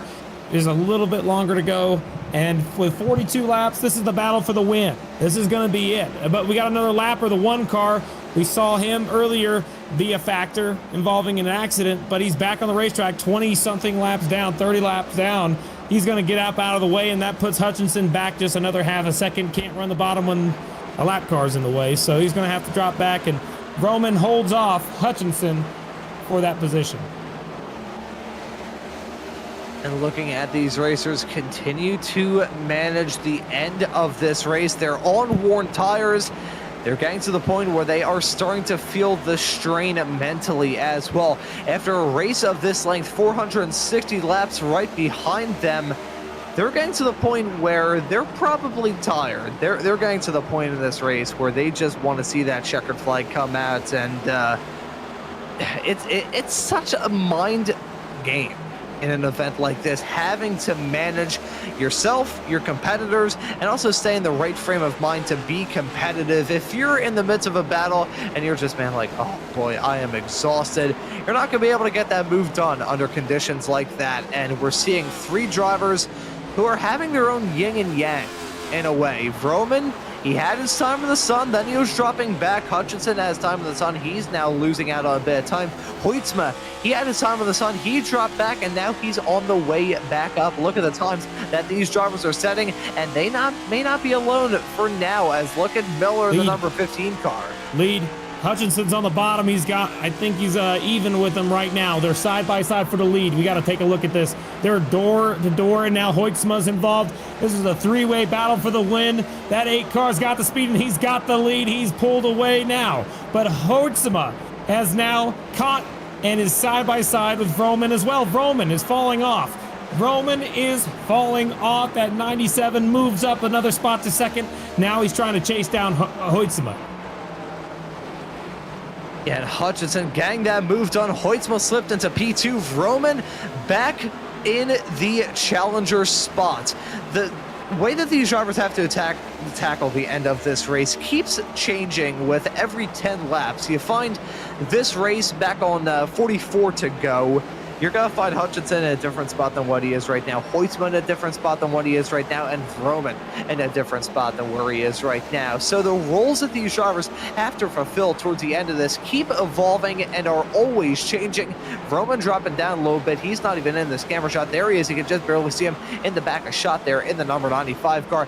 Not having a good lap last time by. Hutchinson and Hoytsma just about nothing between them in terms of pace. It was 0.02 of a second the time before last time by, going the way of Hutchinson in terms of speed, saying a 15.766. Shows you the tire fall off, though. We're seeing some of these racers set times in the 14th. That's a quick time. But now at the front of the field, these race leaders are solidly inside the 15.7 mark. So that is really putting into context how much these tires have worn down to the canvas. I don't know if that 8 car is going to be able to hang on. Lucas Hoytsma has been saving his tires all day. He's been making sure he's there, and he's in position to strike. It's just a matter of pulling the trigger. When does he want to do it? Hutchinson trying to get his first win of the year. So is the 97. They're nose to tail, coming to get 28 laps to go this time by. He's all over the rear bumper. That 8 car is going to try to do everything he can to try and hang on to this lead. It's his one shot every single week to try and get into the playoffs. This is their chance to be able to do it. And with the way that this season is looking, I do not anticipate that we will have very many of people making it on points. With how many people, different drivers are winning, I would be surprised if we don't have less than 16 winners this season. A lot of talent in this series, and they're racing hard enough. They're nose to tail. Just got to make a decision. When is it time to go? Because once you make that decision, things change. The 8 car might respond in a different way. Maybe the 8 car is responding right now, trying to pull a little bit faster lap time. But 8 car, we can visibly see, is running a higher line than the 97. 97's running about a lane and a half up off the bottom. 8's running nearing the top. But the 8 car's got to recognize this and move down a little bit. He's got to be able to cut off his air. If he's able to do that, then that might be something that could help him hang on to the lead a little bit. But he's definitely throwing some air onto that right front part of the 97 car, and that's going to cause him a little bit of issues. Here comes the 97 to the top. He's going to try and make that work. He's loose. Can't quite get it done. That 8 car of Hutchinson is putting his car in every position he can to try and hang on to his position, and it's working for him. However, we only have 23 laps to go, and 97 is most certainly quicker, but the 8 car is doing a masterful job at holding him back. And as we continue to see these drivers at the front of the field start to battle once again, Hutchinson entered this race here at Bristol, not even in the top 20 in points. Going back to that discussion, actually no, I say that he was hiding in plain sight for me. He entered this race 11th in the points, but still, he was not in on a win, and as you raced a couple of moments ago, Kirk, it is probably going to be a matter of winning it here, and this is the fight that these two drivers are going to have. The both of them have yet to win thus far this season. Vroman has, but it's a fight between these two with 20 laps left to go. Hutchinson in front of Hoytsma. They go back line astern, heading down their way into this corner right now. They got some lap traffic to contend with on that inside. That's the number 73 car that they're having to worry about as they continue to fight. But my, oh my, these drivers have put on a brilliant show here at Bristol, and we're still far from the end. 19 coming to 18 to go, and plenty of opportunities for Hoytsma in that 97 car to get that move done. Oh, I get antsy, man. We got 18 to go. They're nose to tail, and we got a lot of lap cars up ahead. A little loose for the 8 car. That's going to open the door. Here he goes to the bottom. He's going to hit him on the tire a little bit, get him a little loose. Use a lap car as a pick. 30 cars in the way, and that is going to, oh, not quite yet. That 8 car dove it in deep, and we got more lap cars going to be playing a part in this race. 8 cars trying to make the top line work. He's going to try and get away. This is his chance to win. That 97's loose as well. He's going to pull back in. Not going to work this time. 15 laps to go when they cross the stripe next. And oh boy, it's going to get a good one. These lappers are up ahead. They're running middle, bottom, top, all over the place. They're going to have to navigate all these guys. The 97 still trying to make it work. And both of these guys' tires are screaming, asking for help right now. They are slick and slidey all over this place. And now Hastings goes to the bottom. That's going to make the 97 have to change his line slightly on the entry. Still, the 8 has the momentum by about a half a car length. 97's able to close up to the rear bumper every single corner. However, he's just not able to get the job done unless the 8 makes a mistake like that. Here he comes back down to the bottom, but there's a lapper on the bottom. Don't want to be down there whenever that 97 gets there. And here comes the 88 of Kolmacheski, another lapper. He's on the outside trying to make it work. The 97 and the 8 are battling for the win, but they got to navigate these lap cars, some on new tires, some on old tires, and they're just trying to get by. That 88 of Kolmacheski trying to make the top line work to get by the 97, and this, he's not happy. He gave him a shot on the rear bumper, but he's doing the same thing to the 8 car, so it's equidistant.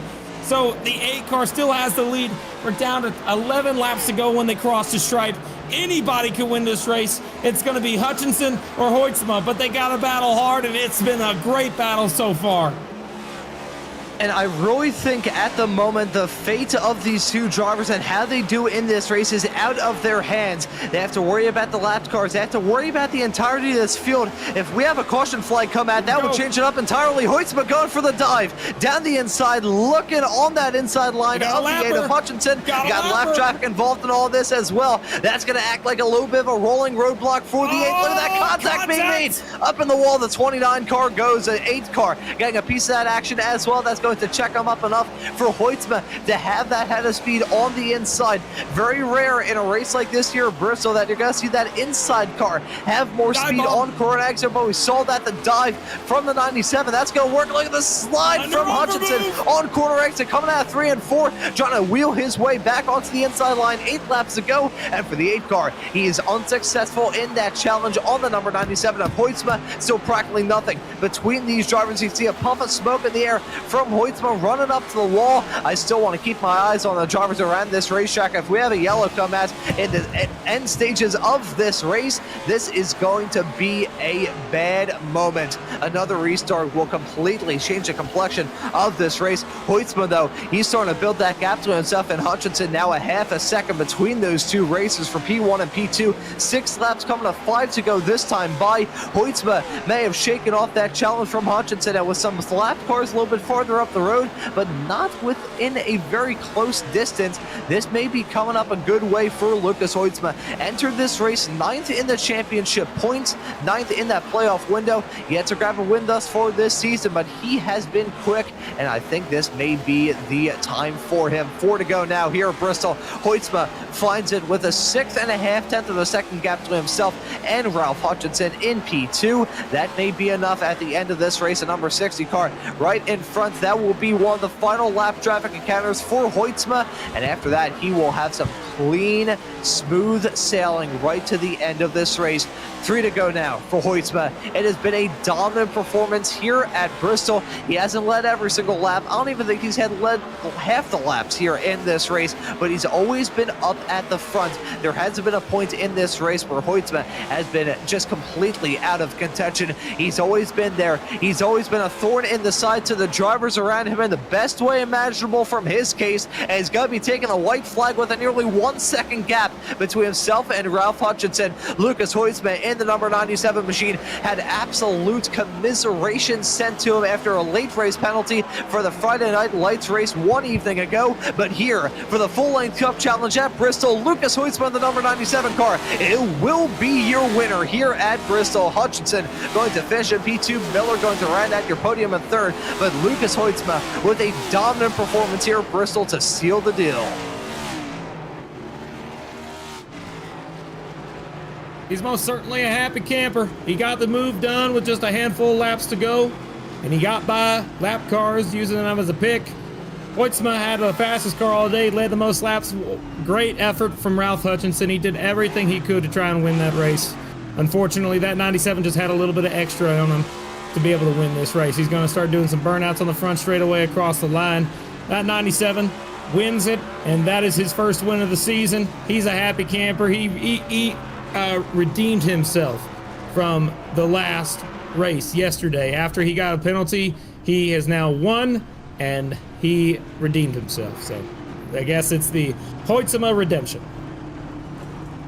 Lucas Hoytsma, your winner at the end of this race here at Bristol. The one mistake that he makes trying to get it onto the infield to make his way into victory lane. Hoytsma, your winner in the number 97 machine. We're going to take a quick commercial break here on Maconi Entertainment, and we'll return with some results, some interviews, and look forward to the next few rounds of this series. We'll be right back after these messages.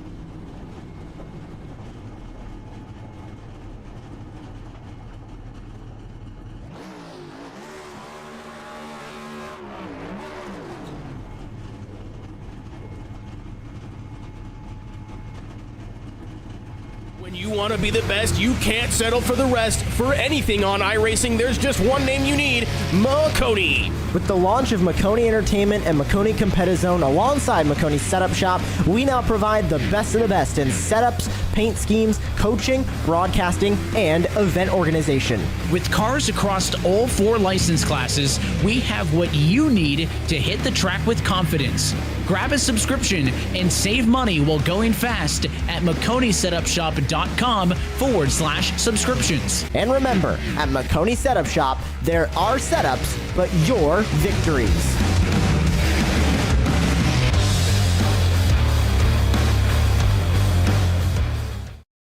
Racing isn't easy, but experiencing it is. iRacing puts you in the driver's seat with the industry's leading sim racing game. Drive on laser scan replicas of the greatest racing circuits from around the world. Go head to head against other drivers chosen by skill-based matchmaking to ensure competitive racing at every level. Compete across all your favorite series. In officially licensed cars, engineered to deliver the most accurate driving experience possible.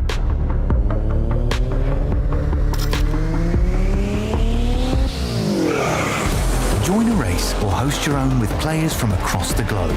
Race against the computer or in a league with friends. Feel the thrill behind the wheel. Visit iRacing.com.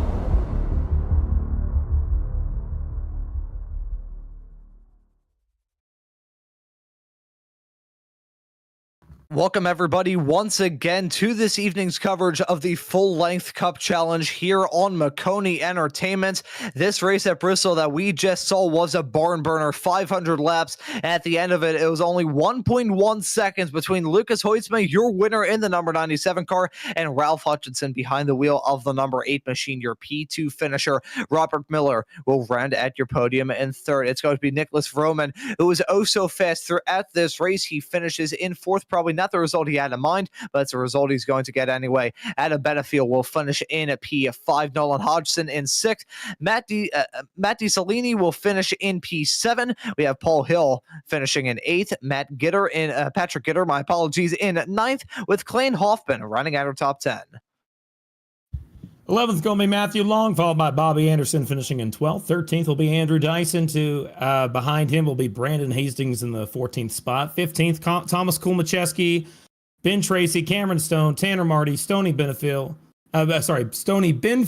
and William Owens round out your top 20.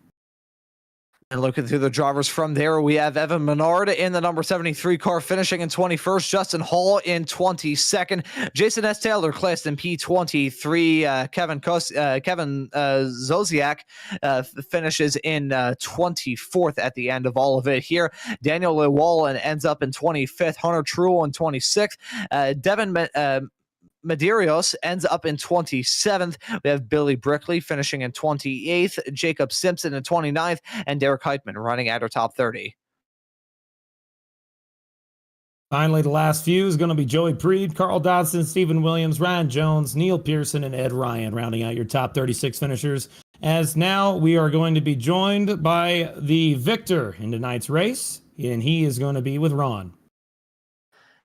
Yeah, and that we will have dragging him into the commentary booth here in a couple of moments' time. Our winner of Lucas Hoytsma. Lucas, welcome into the commentary booth, man. Congratulations on the win here at Bristol tonight. Talk us through it. Man, I went into tonight. My luck in this league at Bristol, especially Concrete Bristol, has never been great. I came into tonight just, top 10 or something, get us to next week, get us in the points, keep us where we are, and everything would be great. I was expecting to, maybe get right toward the end, how Bristol normally goes, but it went green a lot tonight, and we had probably one of, if not the best, long-run car out there. Thank you to Ralph Hutchison and everybody who worked on this thing. This thing was an absolute rocket ship tonight, and I cannot believe it. This track is normally not great for me, especially in these cars, and man, I felt great tonight. That was awesome, and a killer battle with Ralph at the end. We both had a ton of fun there, and man, you just don't get that too often. That was really cool.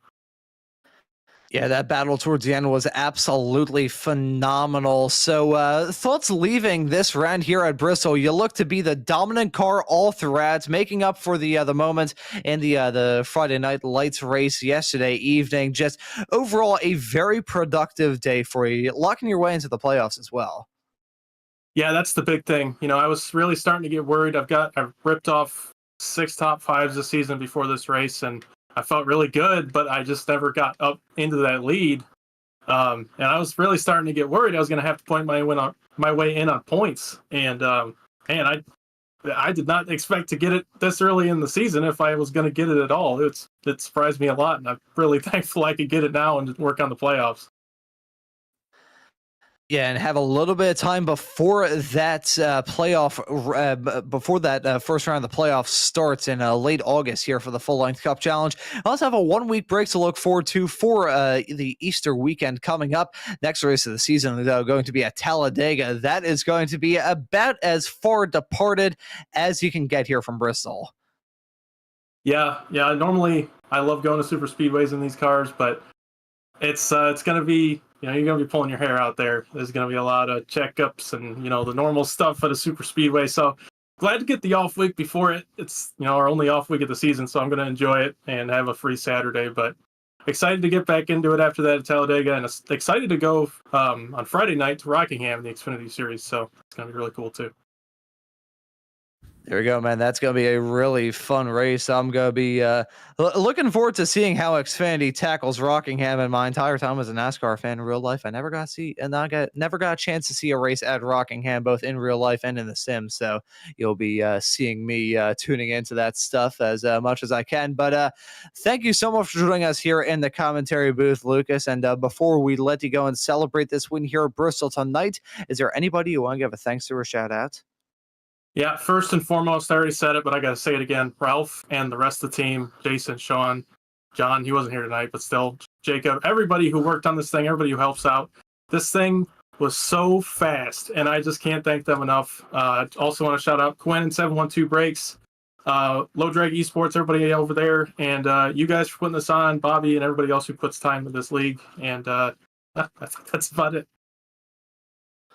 Alrighty, there you go, man. Again, those sponsor plugs in as quickly as you could. Lucas Hoytsma, thank you so much for joining us here in the commentary booth. And now we have Kirk Mills reporting from pit lane with our P2 finisher, Ralph Hutchinson. Ralph Hutchinson, man, thank you so much for taking time to speak with us. You had a commanding performance for much of the night. You were always consistent, but I just got to ask you, from your perspective, was there anything else you could have done in the closing laps to be able to hold off your teammate? Was it tire fall off, lap traffic that caused the issue, or how was there anything else you could have done? Obviously, sitting here as the first loser, it'd be easy to point at something, right? But that's just the way the cookie crumbled with the race. I went up there and raced Roman really hard 2 different times to try to get control of the race away from him. And in the process, I used up my rears definitely a little more than I wanted to, wrapping middle and bottom there. Meanwhile, Lucas cooled his off back there, and then once I softened Roman up, he just came right through, and that was always going to be tough fought. So what a rocket ship of a car, though.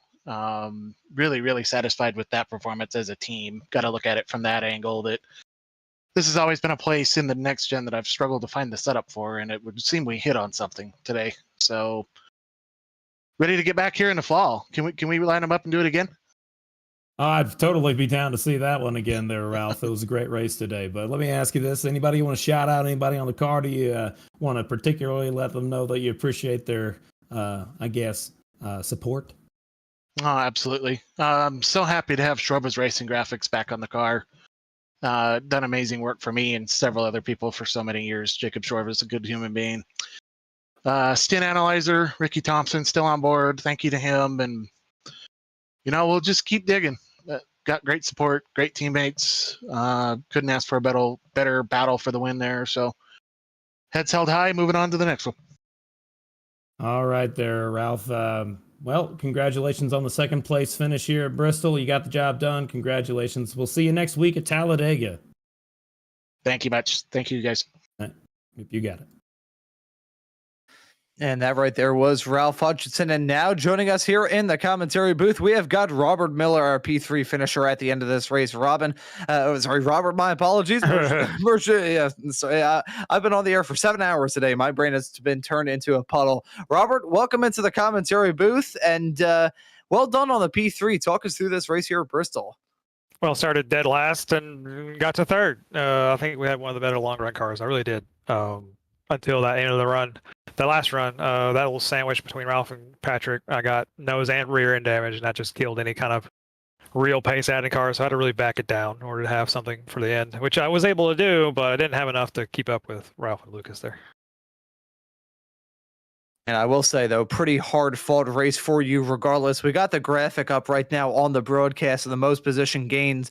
33 spots that you gained from the start to the finish in this race. That's pretty clear above the likes of Ralph Hutchinson, who's up 17, and Paul Hill, who's up 16. So cutting your way through the field like a hot knife through butter, man, avoiding the chaos like the plague and just being there at the end. That was still a very valiant effort for you regardless here. Thank you. Yeah, it seems like it's a thing for me in this league where I'll just start in the back and because of whatever reasons, either not qualifying or just qualifying like crap, and then manage to get through the field at least multiple times during a race. I think everybody up there used to seeing me just go by them. I mean, putting on some overtakes throughout this race, we're certainly not going to complain about that from our perspective here in the commentary booth. But Robert, thank you so much for joining us here in the commentary booth. And before we let you go and celebrate this podium and also grabbing the Hard Charger Award, is there anybody you want to give a thanks to or shout out? Altus Esports, we're doing great this year for Coke. No Art Road Pro, sadly, this year, but for Coke-wise, we're doing great. Tucker Manor got his first win of the year last week, so it's my turn to get me a win, and hopefully we keep charging. Yeah, looking forward to the rest of the season, seeing you and that 15 car out there on the racetrack. Some more Hard Charger Awards may be going to be with you in the not too far off future. But Robert, thank you for joining us here in the commentary booth. My apologies for calling you Robin a few moments ago. That was just a complete brain fart from me. But excited to see you back out on the racetrack for the rest of the season, man. Thank you for joining us. Appreciate it. And that right there was Robert Miller, not Robin Miller. You could tell I'm an IndyCar guy. I got confused there for a couple of seconds. But Kirk, we're going from Bristol to Talladega in 2 weeks' time. Holy cow. Talladega, one of the best tracks that we have on the circuit. Definitely a lot of fun, very high banks, a lot of high speed pack racing we're going to see next in a couple weeks here, April 26th. I hope everybody has a good time there. I will not be attending, unfortunately. I have a brother's wedding to go to, so that's unfortunate. But for everybody else, it's going to be a great thing. Make sure you tune in. It starts at 8:25 p.m. Eastern Standard Time. And so these drivers get a much-needed break after 9 races, 9 different winners, and that will do it here for us here at the Bristol Motor Speedway, the world's fastest half mile. Man, what a day of racing. Exciting. And this has been a production of Maconi Entertainment on behalf of the Full Length Cup Challenge. Thank you so much for watching, and we'll see you next time.